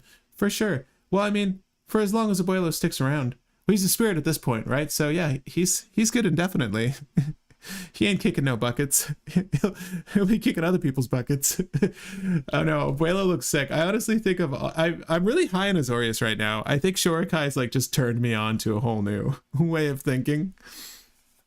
Oh my gosh. I think Willow kicked the bucket so hard it flipped around like those bottle flip challenges. It just went like whoop. Right. Right. That's how they got the end of next turn business. They're just like, yeah, when he kicked that bucket, it not immediately, but it'll show up later, trust me. But no, I cannot wait to separately. I cannot wait to play Shorikai with you guys on an FNM soon. You in particular, Will. I'm gonna just hand it to you. I'm just gonna beat you down, Will. I'm gonna make you regret telling me about Shorikai. No, well, I'm honestly really excited to play it. It's just not this Friday, sadly, because I will be attending a sorcery thing. But hope WotC doesn't mind me saying that in MTG Ambassador specific video. But I play other games. I'm sorry. Blue has taken you over to the dark side, to the Abuelo side, to its side of the color pie. Yeah, blue's fun. I mean, I play a lot of blue all the time, just not in Commander. I just don't find it fun in Commander, but Shorikai, I find fun.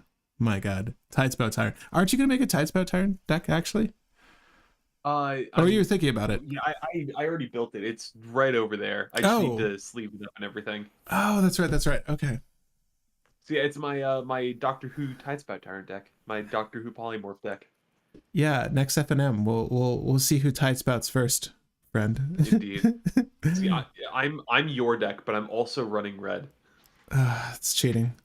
That's cheating. I know. But I get to draw 2 and discard 1 almost every turn. Can your deck do that? I get a clue every turn. Yeah, that's pretty good too. Well, I'm excited to see that. Anyway, guys, we'll see you on the next one. It was fun chatting. Peace. Hope you enjoyed the tier list. Again, hang tight for it in the community post.